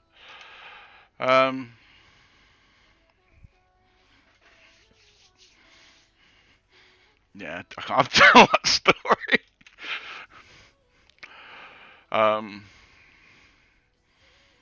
Yeah, I think I'll do a tame version of this. I used to ride motorcycles. There's a brand of motorcycle called MZ, which is at the time was an East German motorcycle maker in the 80s,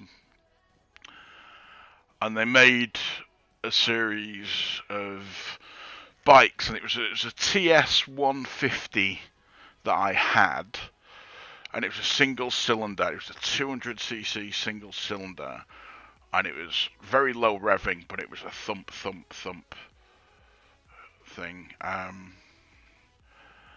There's a young lady, again of my acquaintance. There's a lot of these. I hate to say it.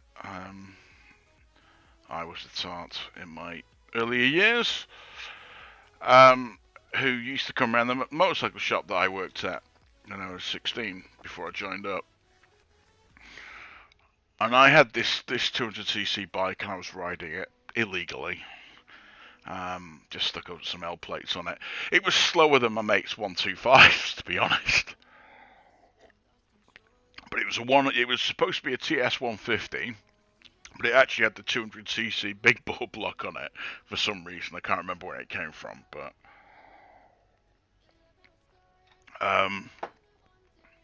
it was immaculate. It was a really beautiful bike. But if you kickstarted it, it'd start up backwards sometimes. But it's single pot, 200cc, low low RPMs. And this girl came around, and she was sat on my bike, and 16 years old, you're trying to show off or whatever, trying to teach her how to ride a bike. And the vibrations were such that she got very, very interested in that motorcycle.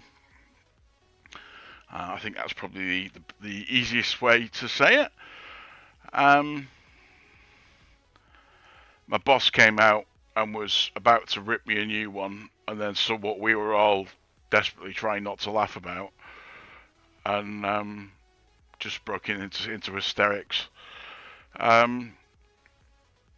Still got a bollocking, but he was laughing about it afterwards. But yeah, Harmonix does interesting things. Right, so what I've done is I've just used that box that I've created to slice the background, so I'm going to do the same with the box. And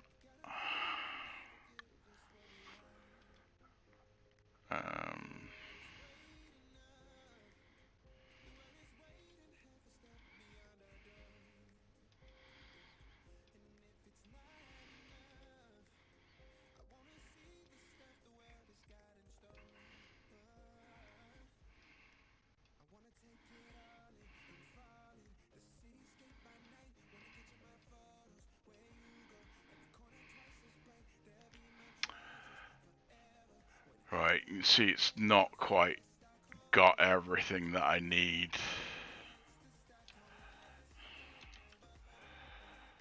It's not cut through everything. It's not the end of the world.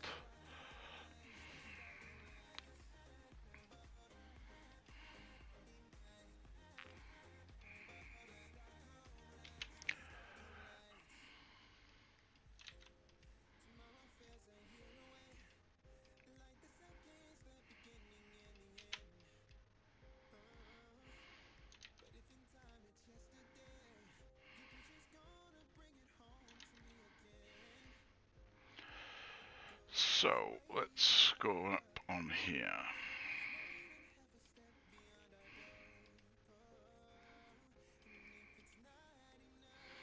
I have to go back into wireframe mode because of Modo.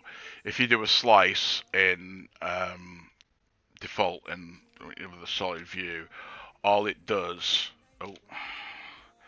is slice the visible surface. It doesn't go through all the way. Do it in wireframe, it goes through all the way.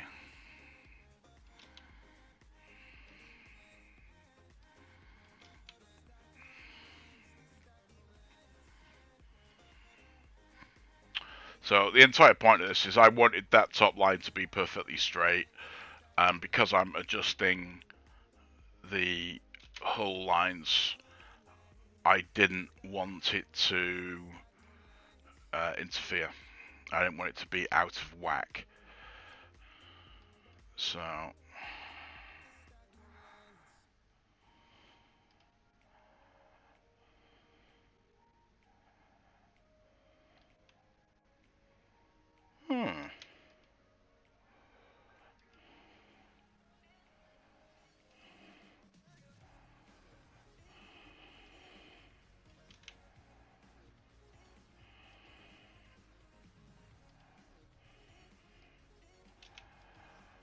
I will stop waffling at some point. I can't guarantee when, but it'll happen eventually.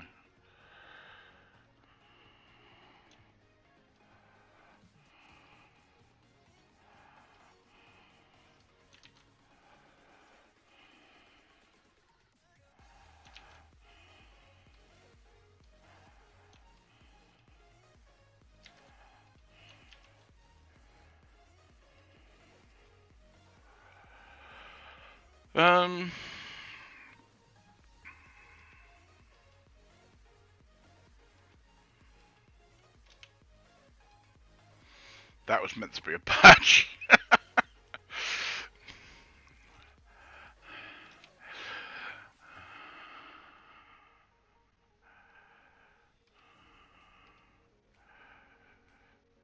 Right.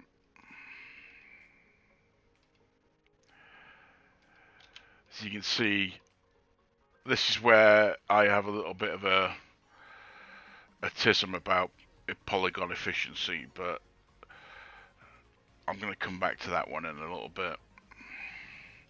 So I've missed the slice there.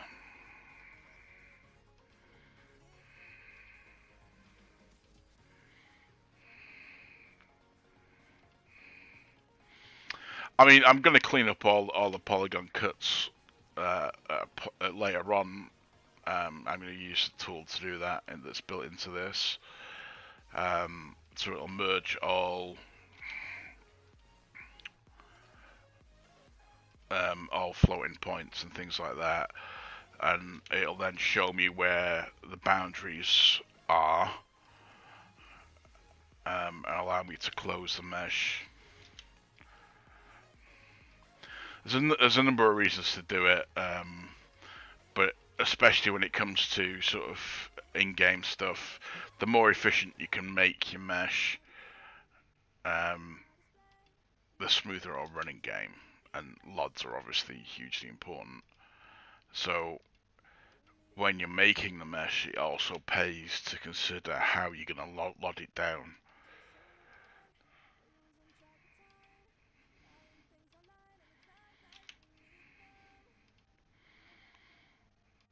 So I've been making 3D stuff for 20 years. I don't know it all. I really don't.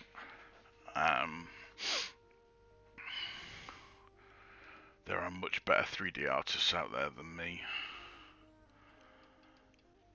But I'm happy to share what little my brain can retain. If it's of use, then great. If not, c'est la vie.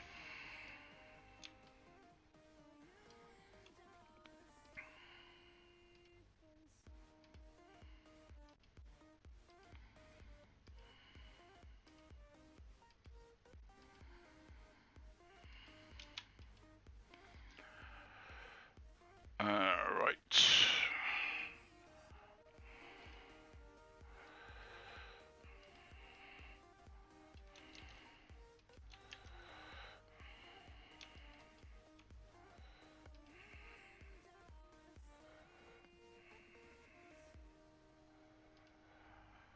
Someone a while back said I don't like using shortcuts. It's not that.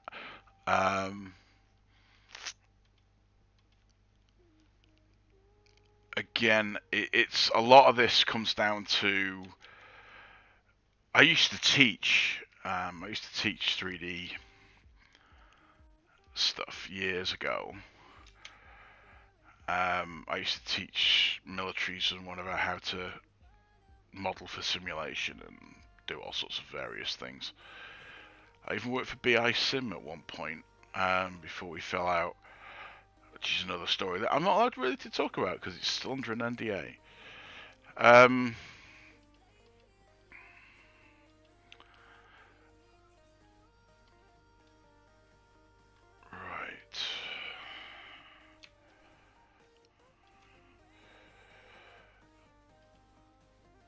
I've forgotten where I was going with this now. Yeah, sorry. Okay, no shortcuts. What I like to say when I was teaching, a lot of it was English was not their first language. So if I used shortcuts, people didn't understand exactly what I was doing. So I got in the habit of not using them because I could then go to the menu and say, well, I'm just going to go and use the mesh cleanup tool here, and blah blah. And there's a shortcut for it. You can set your own shortcuts, and those shortcuts varied by language as well, by the way. So it's just easier to show people, and it's become a habit. Good or bad, I'm not sure, but it is a habit. And for things like this, just because I'm using Modo, a lot of the principles apply to Macs the same way as they use to Blender. You know, it's not doesn't have to be tool specific. So it just pays if you're doing some sort of pseudo tutorial for that people can actually see what you're doing, and if their software is different than yours, they can at least see what kind of command you're using and see what the equivalent is in Max or something else. Anyway, right. So I now know that top line is straight, but I don't know that it is. Excuse me. That it is consistent, but it should be. Or it should be close.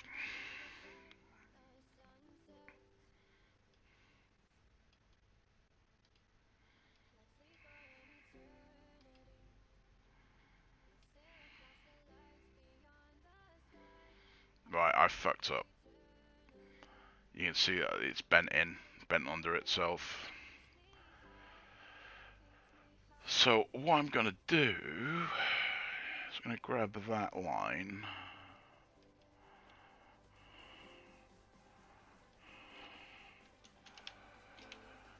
There you go. You can see I'd screwed up.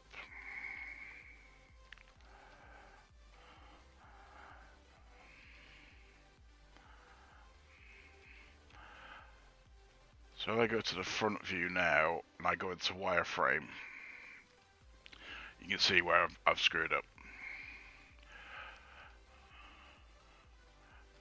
So, as I said, it should be perfectly straight. So, when I do this, you can see the mesh is smoother flowing. So it's messed with the normal, so I'm just going to do a mesh cleanup, and this just removes all the sorting crap.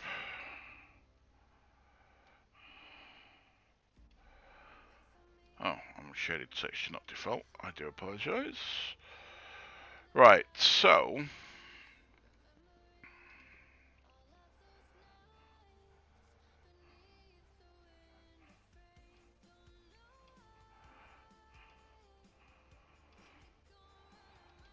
let's go through and clean up the mess.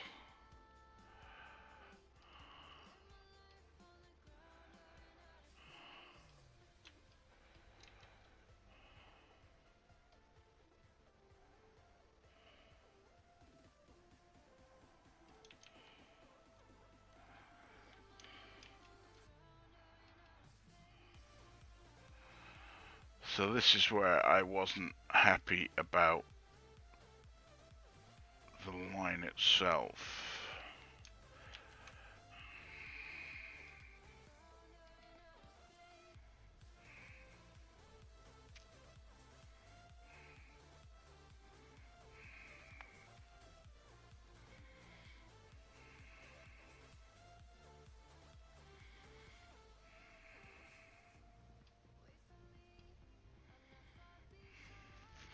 Hmm.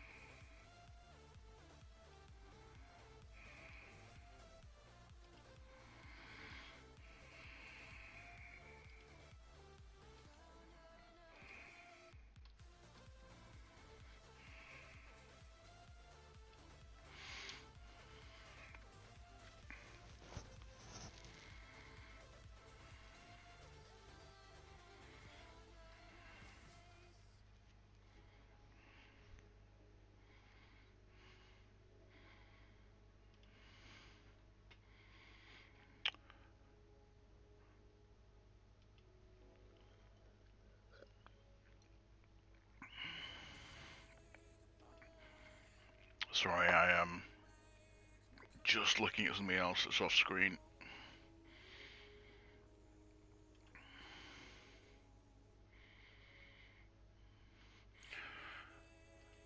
I currently work for Defense Media Organization is how they describe themselves. Um,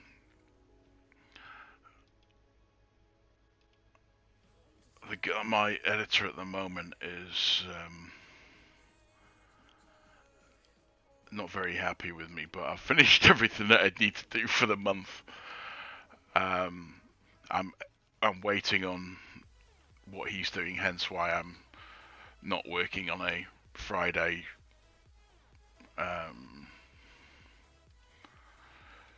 Well, Friday afternoon, I guess. Yeah.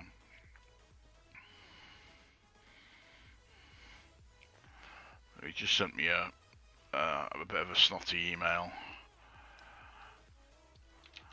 saying, "I believe you're streaming," and I know for a fact he's in a coffee shop in Brussels.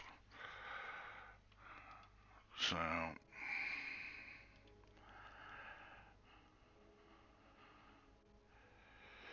right. So going back to C, there's problems here. There's I have a number of issues with this. With the profile stuff here. Um, you can see from B to C. So what I'm going to do is what I tend to do, I should say, is I block out certain parts of the fuselage. Yeah. So it's like we'll deal with the cockpit because that is a pain in the arse. It is really horrifically hard to do to get the blends right. And this is something that Sir English wanted. I'll explain it properly later. I may even split that to a separate video so it's easier.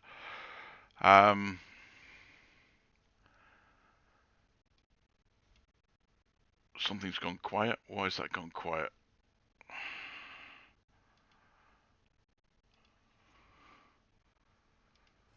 Oh, there we go. It was asking me whether I was still watching.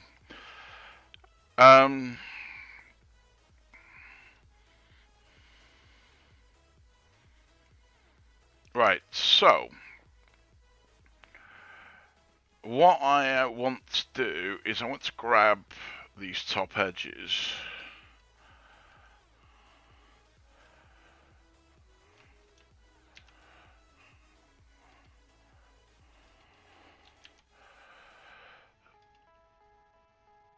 So,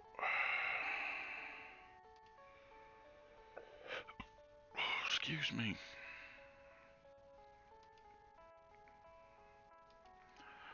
I had a very dodgy kebab very late last night because I was on a teleconference with somebody in on the west coast of the US, and it's just been repeating on me and repeating on me. Right, so I'm going to cut these profile lines.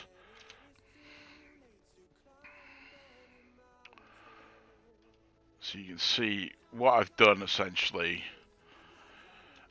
is create a patch that I can then extend lines from.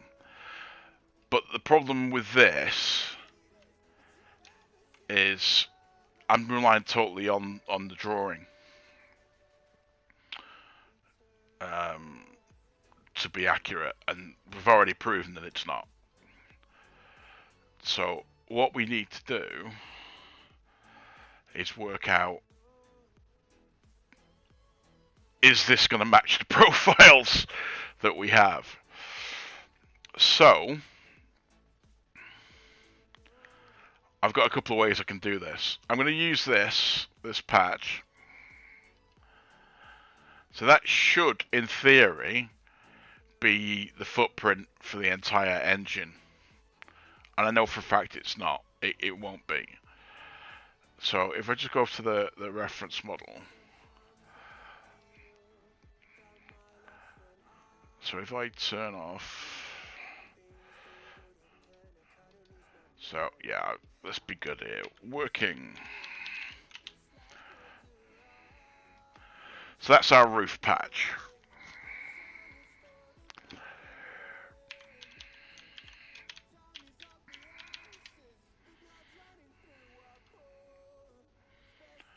And that's our reference. So if I grab, if I just go into UV mode for the moment, because it's just going to be quicker for me to grab it.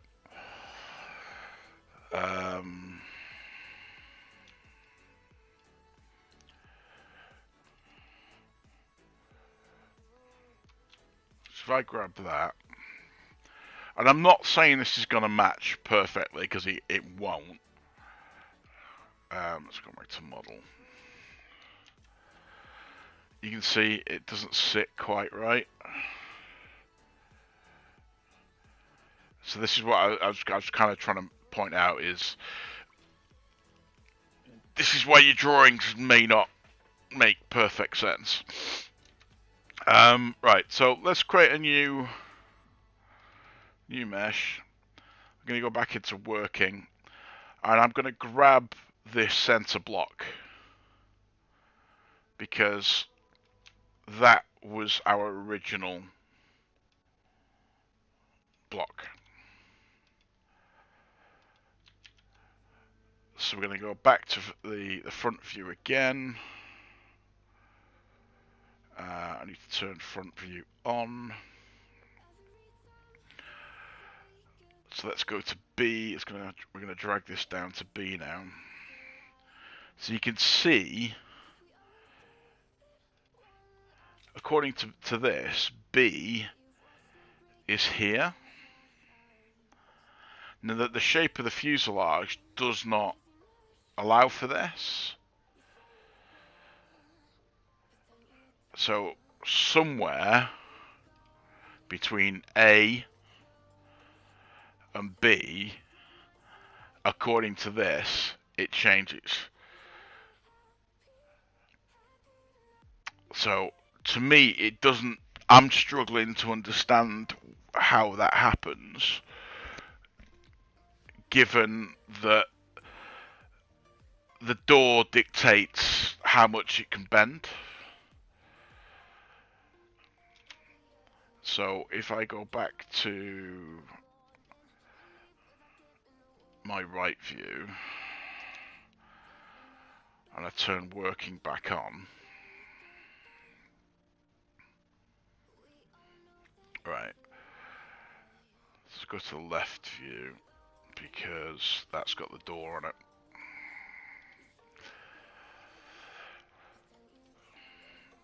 So working. So to my mind, everything that is on that level between these two bits here should be square because that's where the door is. They're going to be consistent. It slides up and down. Logical, I would think. And according to the profiles, that's wrong. But according to the way that it's drawn, that's right. So help me out here. You know what I mean? Or do you see what I mean?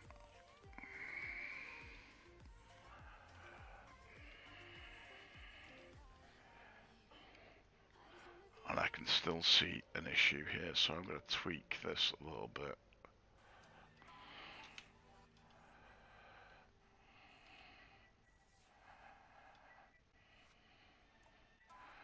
So we can hide some sins behind the walls, but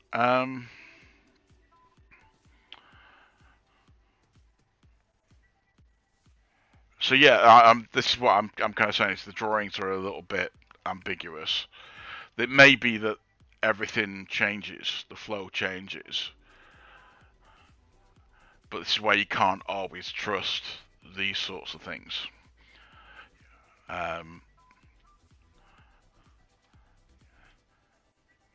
Because if we're doing this, if we're getting this right, it doesn't make sense.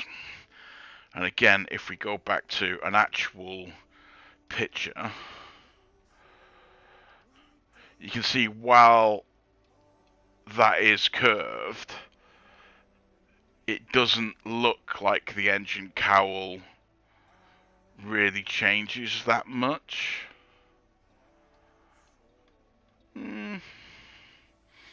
I could be talking bollocks here because that looks like that's actually higher, or at least the arc profile has changed.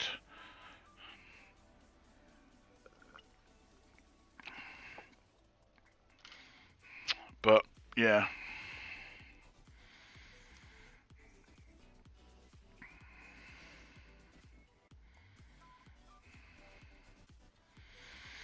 I've just seen. Oh, okay. US jets scrambled to intercept aircraft over Alaska. I thought they were going into Iran.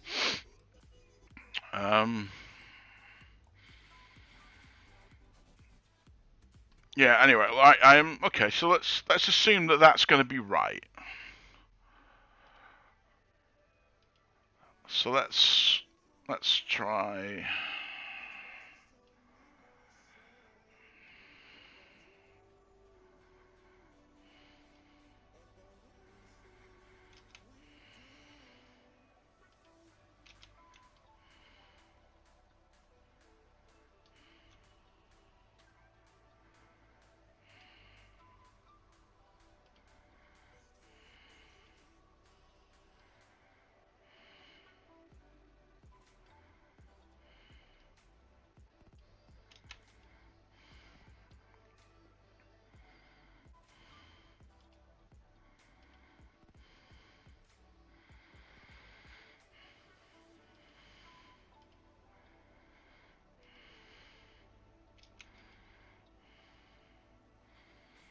Not I'm trying to be a dick about this, but I'm still not convinced. I'm not saying I'm right either, but I'm still not convinced.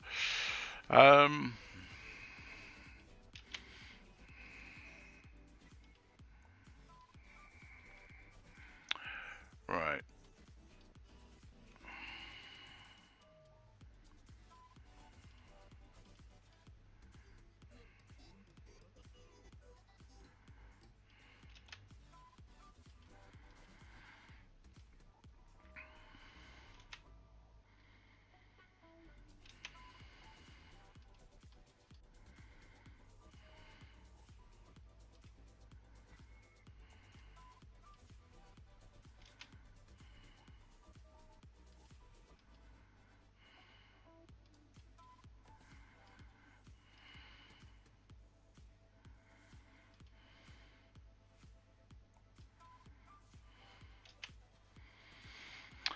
Again, I don't know why that's being a bit of an arse. Geometry, vertex, merge.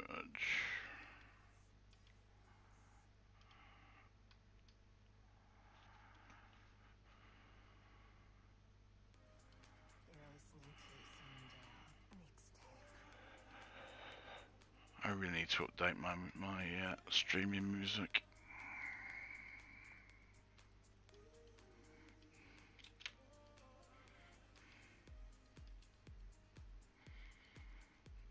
Yeah, it's one edge. 2 polys.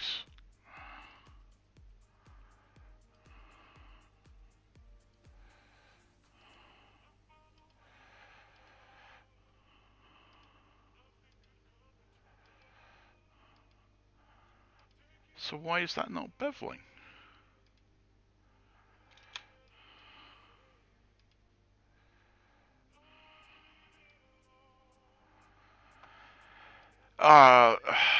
Modo Indie is flaky as fuck at times. That's why.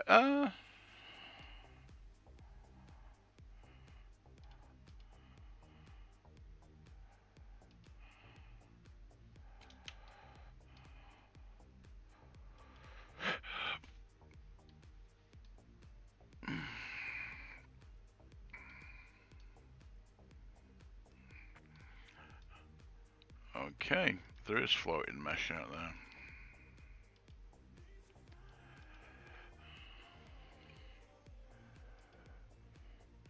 Or in a single.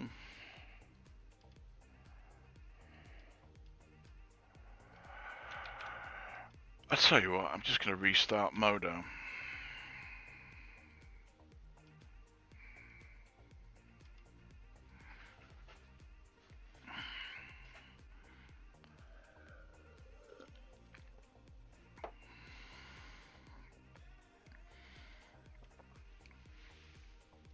So the other problem with that's why I haven't swapped to the full version of Modo, is it doesn't support LXF files, which is the native to Modo Indie. You can't even import them. You've got to take everything from FBX and bring them in. I just haven't got around to sorting it all out. Something I need to do, but okay. There's something not quite right here, and I don't know what it is. See, that's...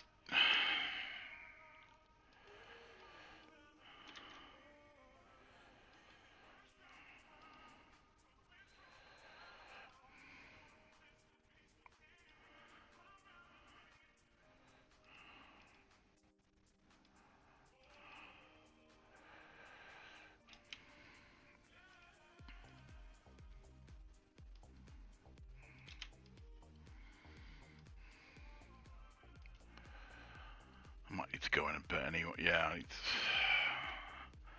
don't understand about that, but don't know how long this stream's been going for. How far in are we? Come on.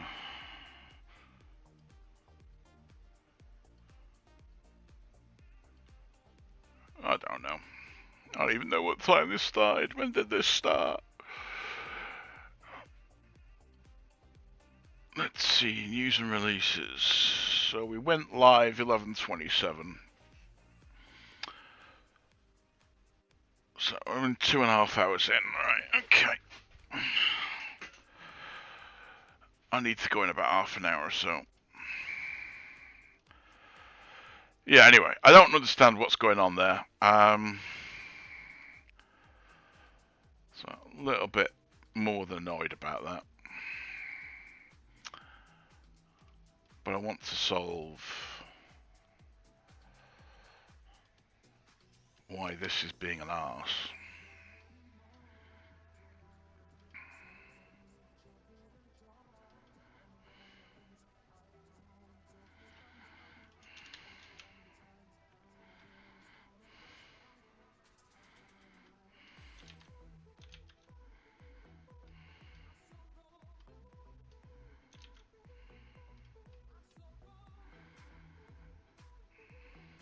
It's 2 verts, 1 edge. We're on edge tool.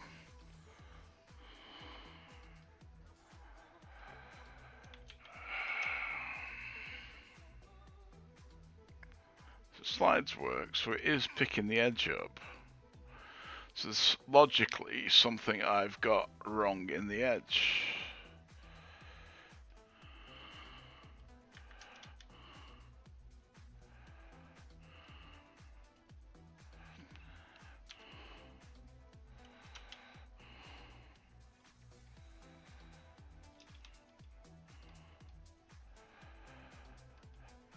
I don't know.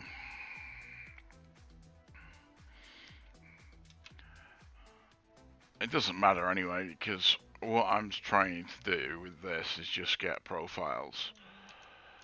I'm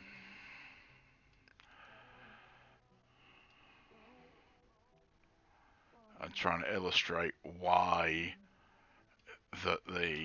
those profiles were not always right. So I think I've proven that, but I've also proven that I may be an idiot, and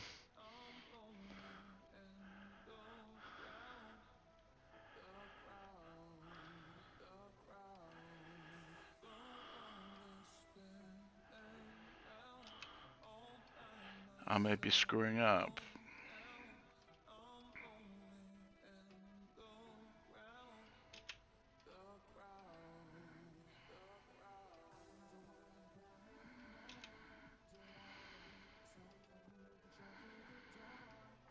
Again, one of my former instructors many moons ago just said an expert is somebody who hasn't been proven wrong yet.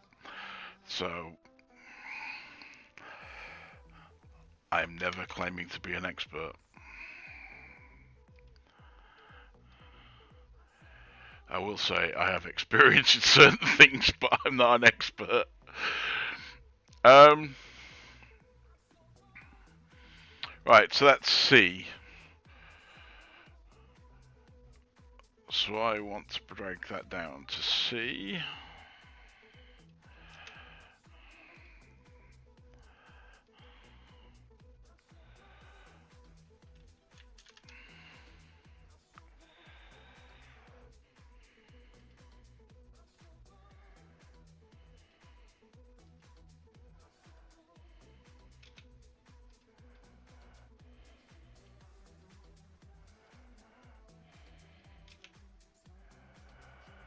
This is B.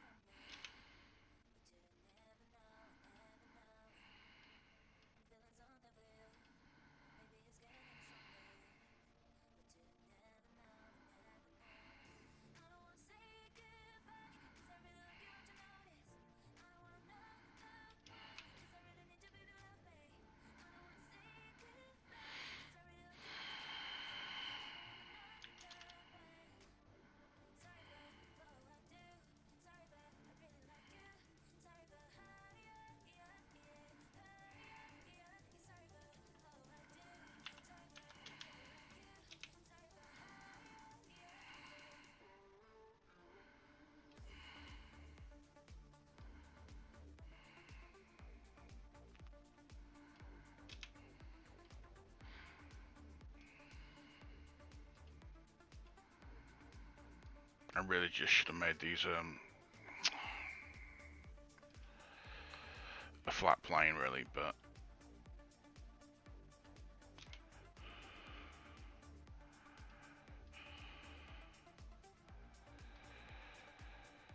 right.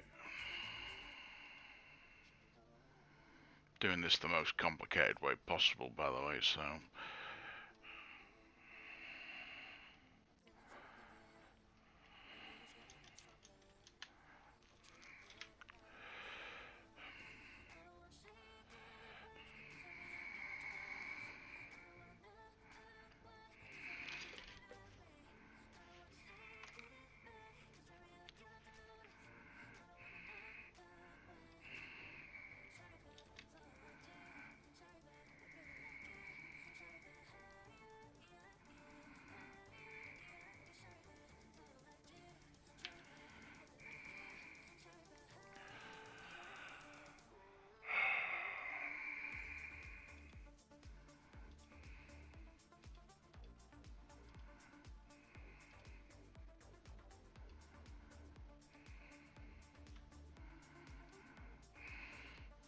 So much for the align tool working.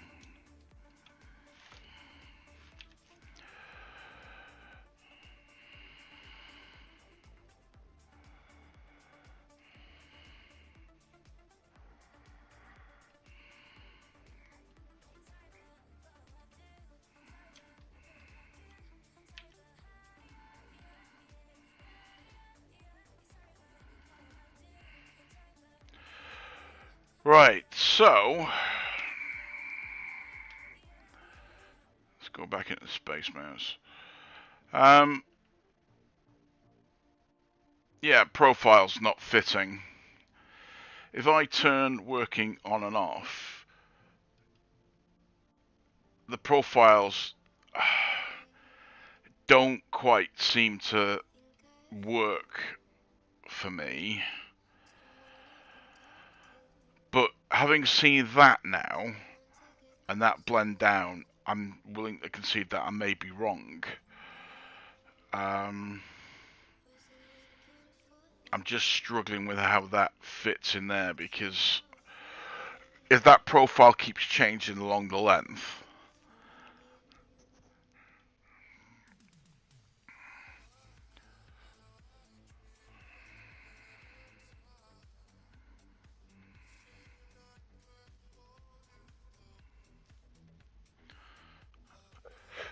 I may have screwed up. Which will never, it's not the first time and it won't be the last, I'll guarantee that. I'm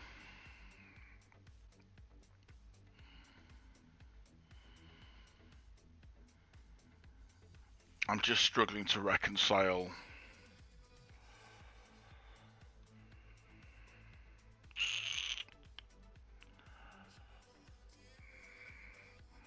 See, that doesn't, that's the back of it, it's not the front. So that shape there is literally that back line, so it doesn't, that's irrelevant anyway.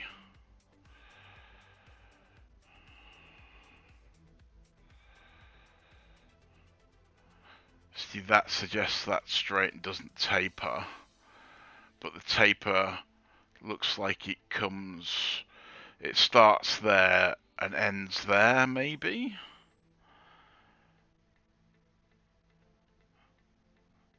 Given the door projection. But that would make those side doors. Let's see if we can find something with a side door. I was going to say that makes that side door twisted, but it doesn't look like that there.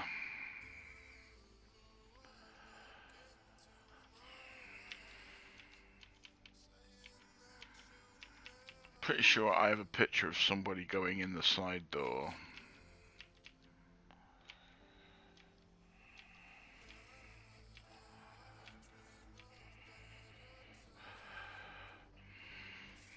Yeah. Bugger. That's messed up my entire profile. It's not unrecoverable. But yeah, that's kind of screwed with that. Right, okay, well, let's try and fix that then. Sugar honey iced tea.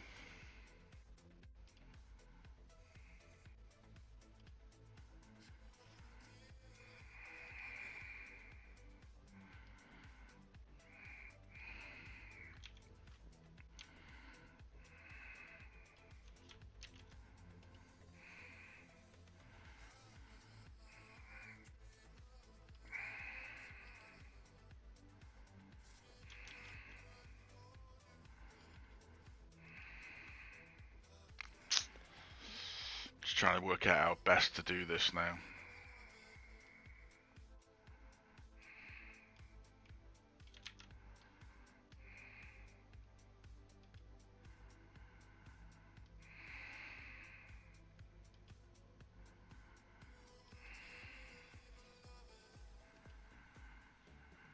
So there's a...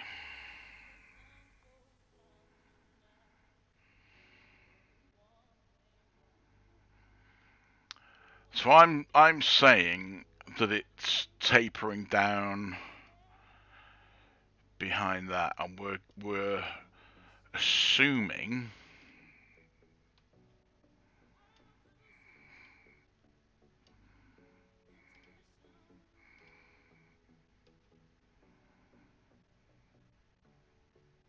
or is that the frame? That's the frame, I think, for the door.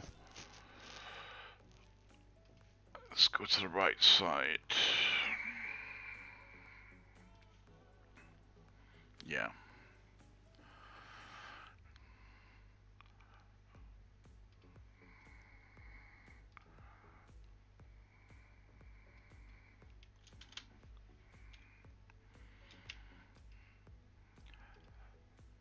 So if I go to front now,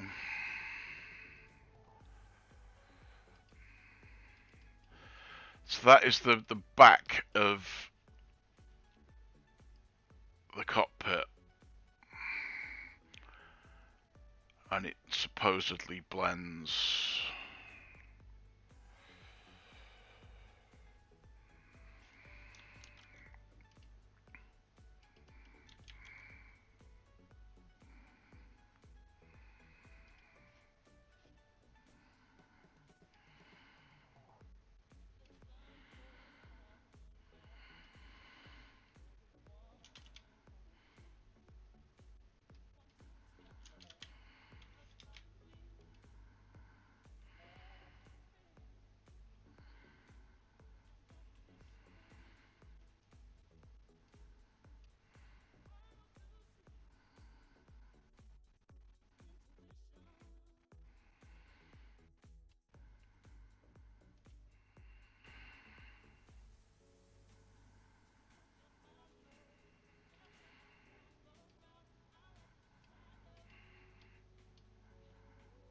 Yeah.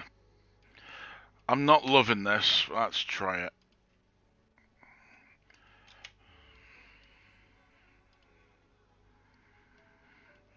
I mean, it's not uncommon for me to redo models like this, so when I realise that I screw up, and I've done it several times where I'm trying to work out complex blends, and I've tried various versions or options.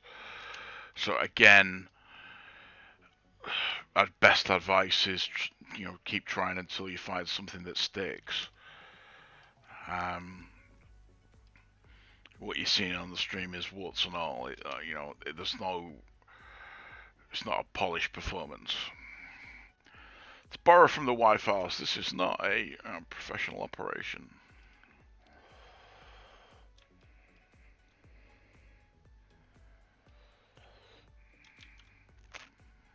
Right, so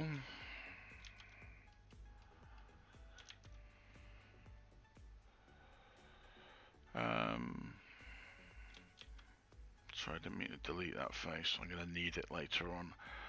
What I want is to make a new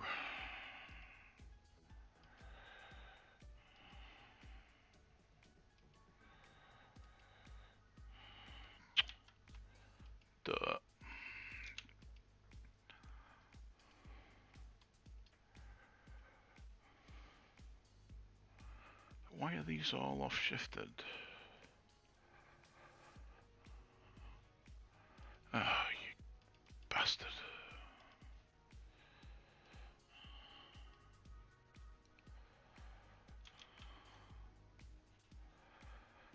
What is going on?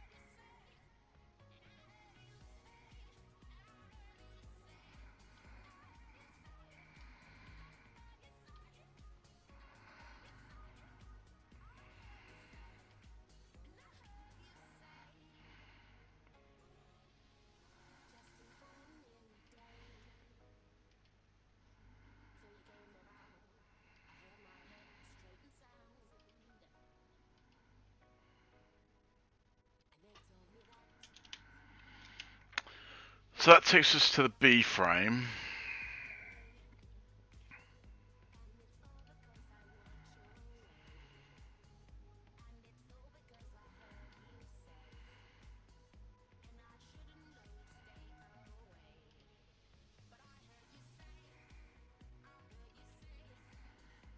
I'm annoyed with myself, so...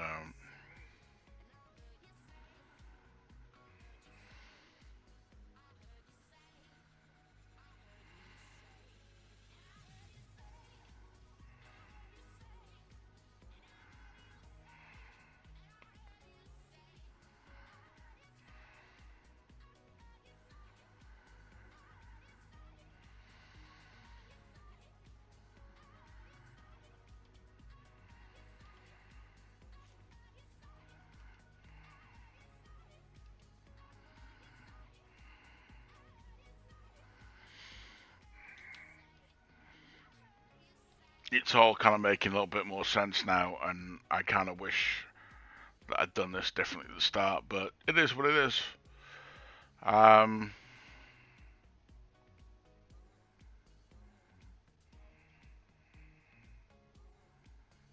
Yeah, just a bit annoyed.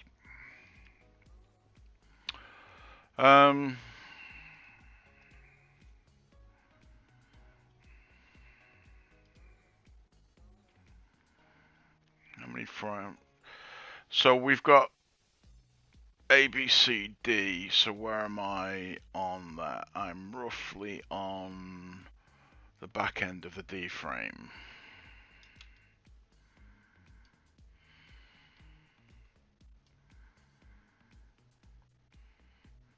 So A, B, C, D. So I need to be over here.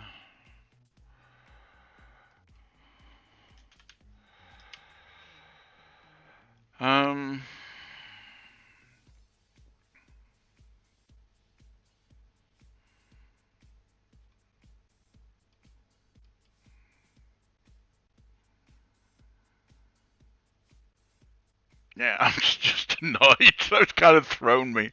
I am annoyed with myself to a really unnecessary degree, but...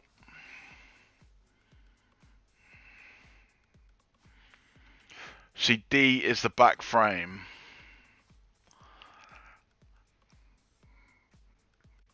So...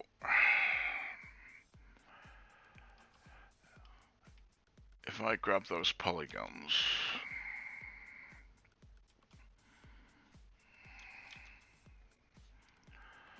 and I go into another mesh layer,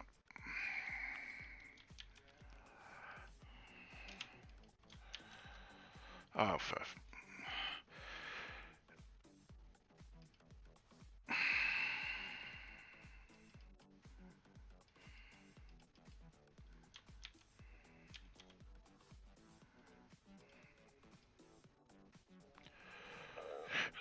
excuse me.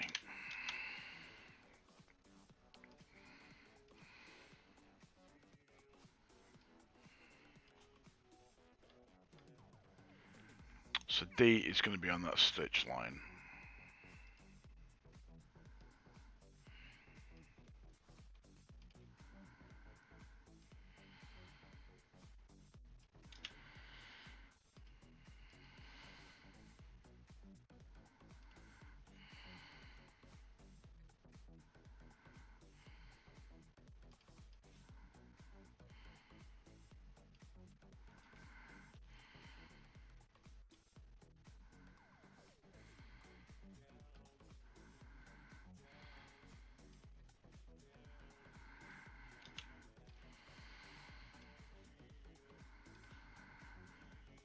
So this is basically going to undo all that I did before. That's kind of why I'm a bit...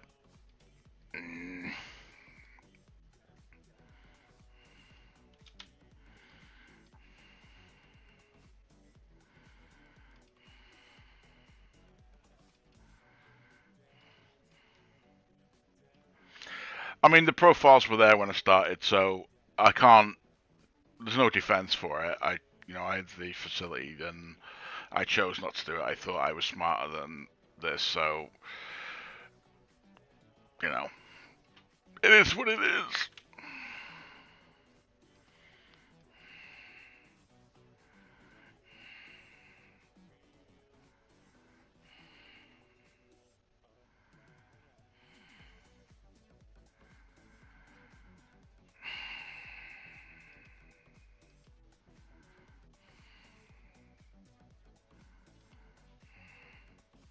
Yeah, you can see how far off I was. So we're going to stick on this path for a moment, or at least for the whatever, and I'll see if I can reclaim my screw up.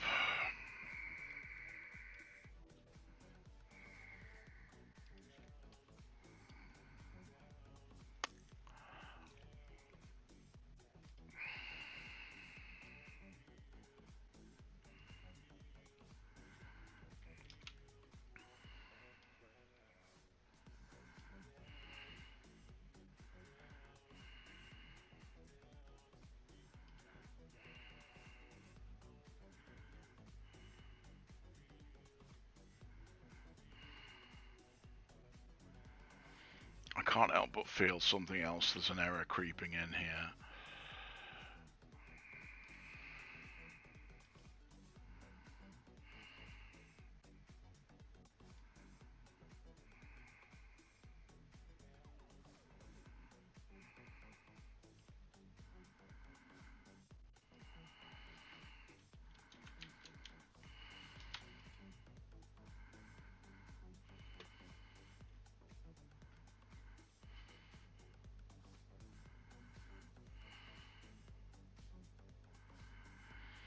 So we know roughly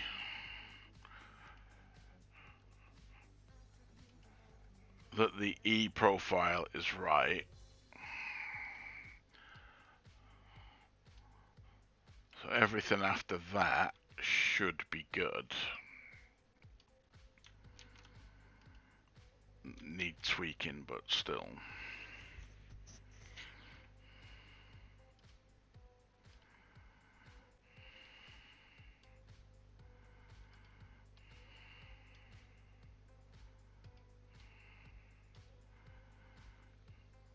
I am angry at myself right now, so...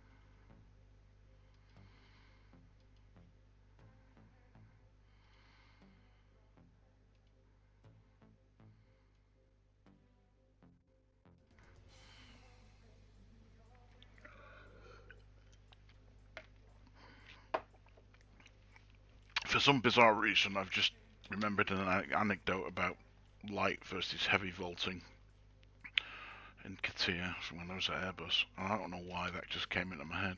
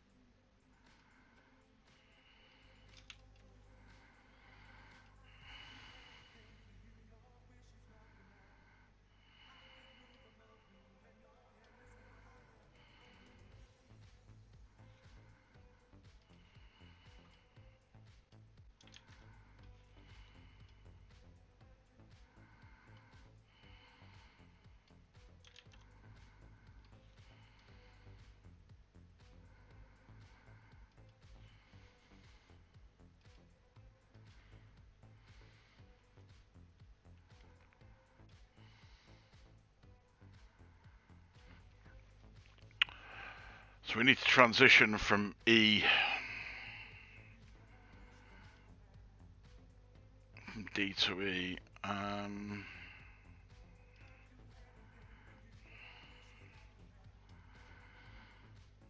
It's what I'm kind of struggling with right now.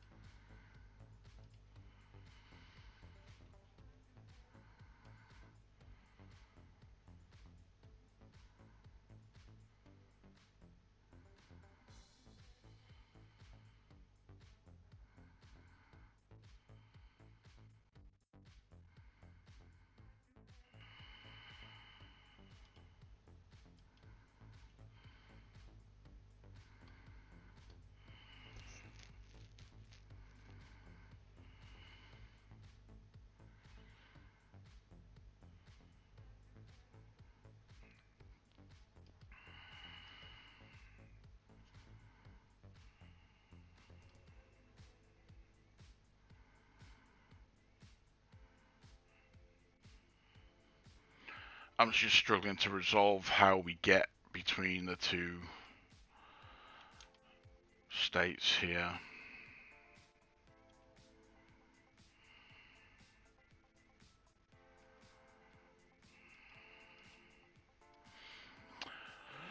Because that explains a little bit of it.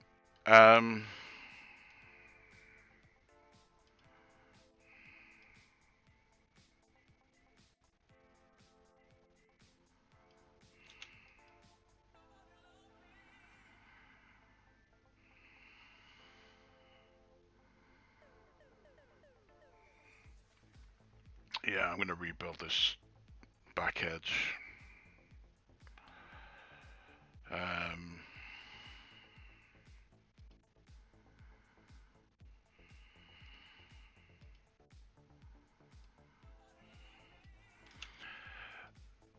Remember when I said there was errors creeping in? I think that's basically what I'm seeing right now.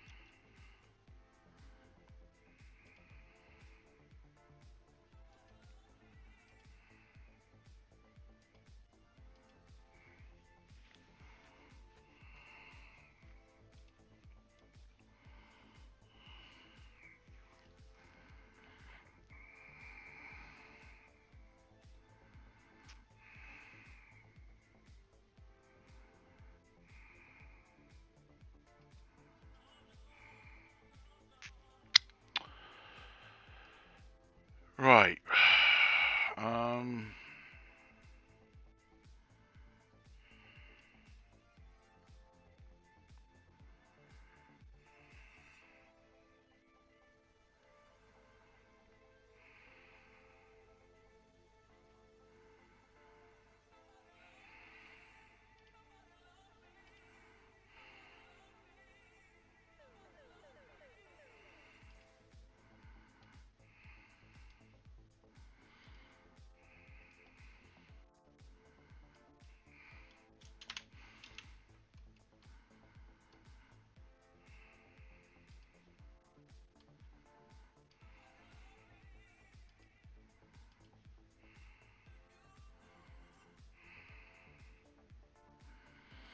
I'm sure somebody's enjoying my failure at this point, but I am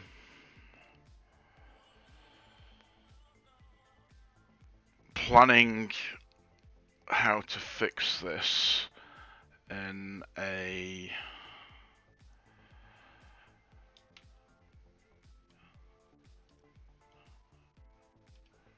more constructive way.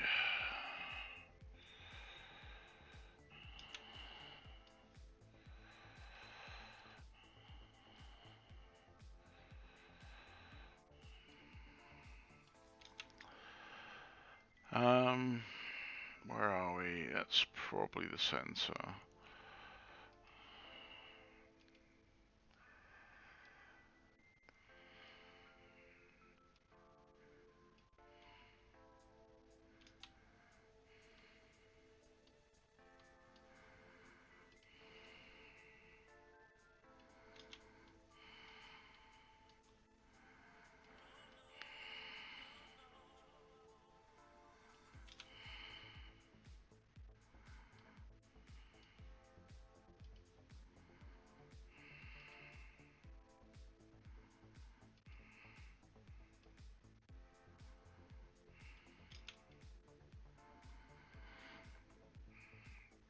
What's light versus heavy volt?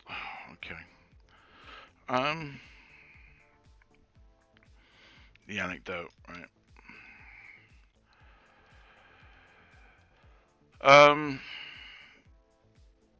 Not really sure that it really makes much difference to anybody these days, but back in 2000-ish, again, I was working for Airbus, so we were using a system called CADS 5 and CATIA as well, to be fair. CAD system, and you had this data vault where you committed all your design changes as a draftsman to a vault, and that vault was then shared across all the Airbus partners. And the problem was, back in that day, we had ISDN was kind of the fastest, internet connection we have.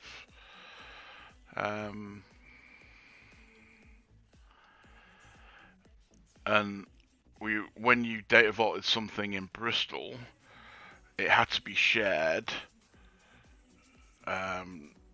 to Germany, like 4 sites in Germany and 3 or whatever in France, and 2 in Spain, and so on. And every file was about 3 meg, which was for a CATIA part, and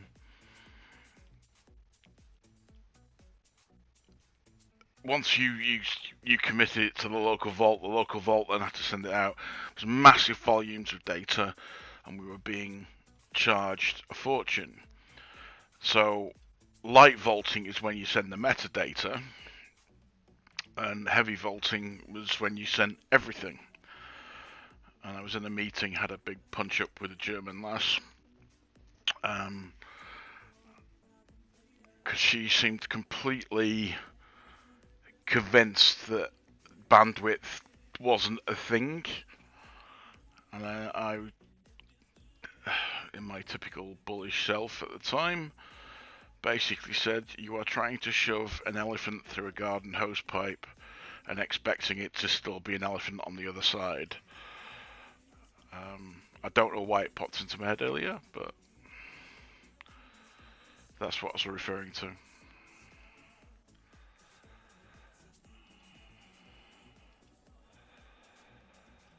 Right, so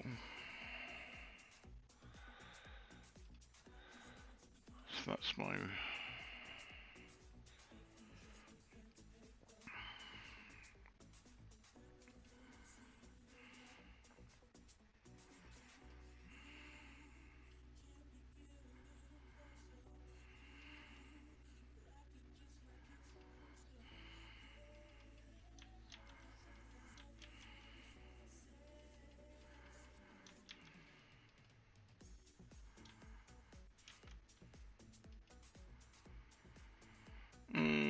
I don't know.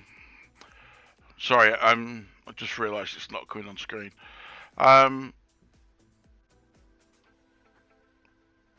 There's a friend of mine that's watching this and he's sending me messages.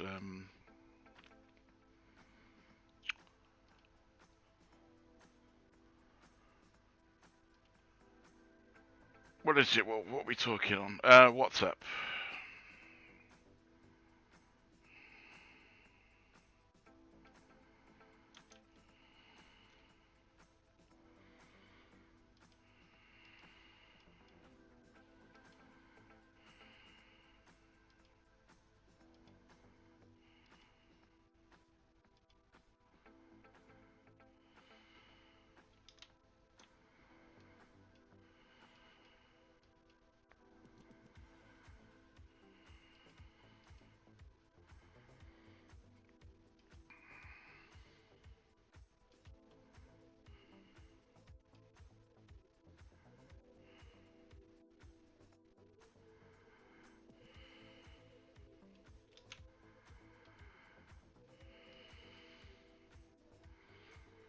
Everyone say hello to Mark because Mark is the guy that's sending me messages.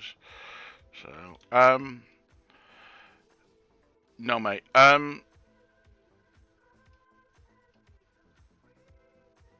you remember when I lived at Ashley Down? Yeah. I can't remember what year that was. It's when I started at BAE Aerostructures.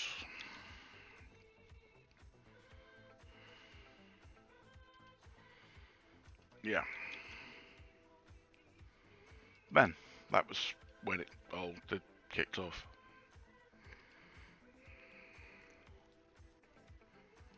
Mhm.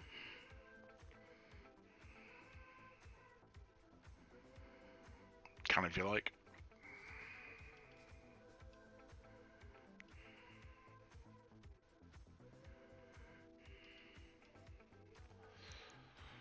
Yeah, alright, mate. I'll see you later. So, apologies for that, people, but I won't say it had to be done, but it was just easier.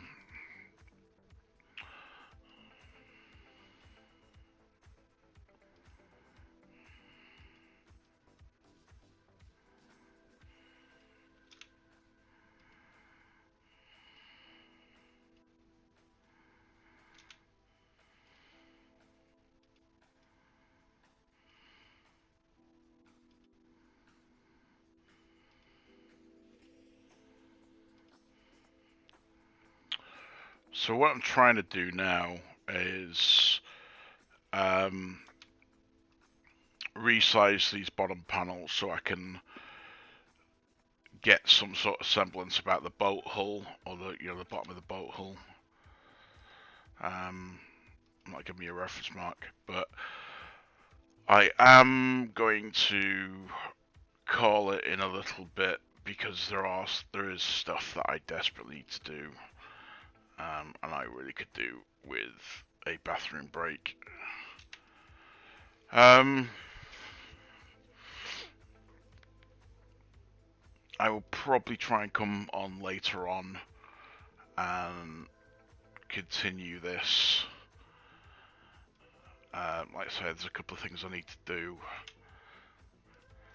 but I'll likely leave it a few hours and then come on early evening or something. And my intention with this is to try and go through the entire build on stream, because there's other stuff that I'm doing off stream. I'm not going to say this is going to answer every question that people have got, but the hope is that, my intention is to give people the opportunity to ask me questions and I can demonstrate on stream or whatever. If people want to take advantage of that, I don't mind. If not, again, equally I don't mind.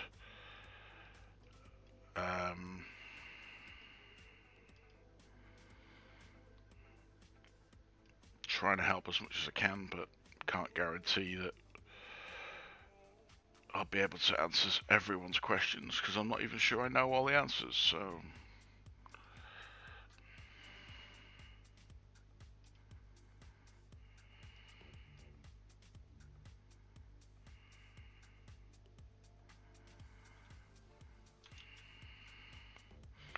Anyway, that's what it is.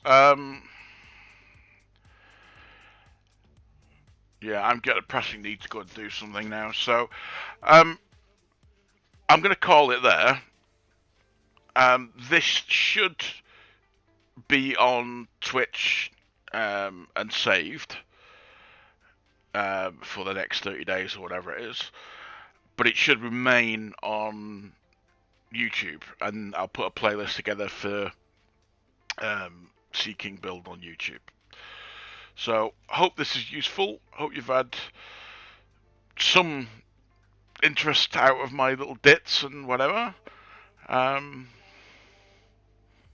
Hopefully it's been useful. If there's anything you want to know or anything you want to ask, ping me on Discord or ping me on this when I'm online, and we can try and work through it. So, thanks a lot. Have fun. See you later.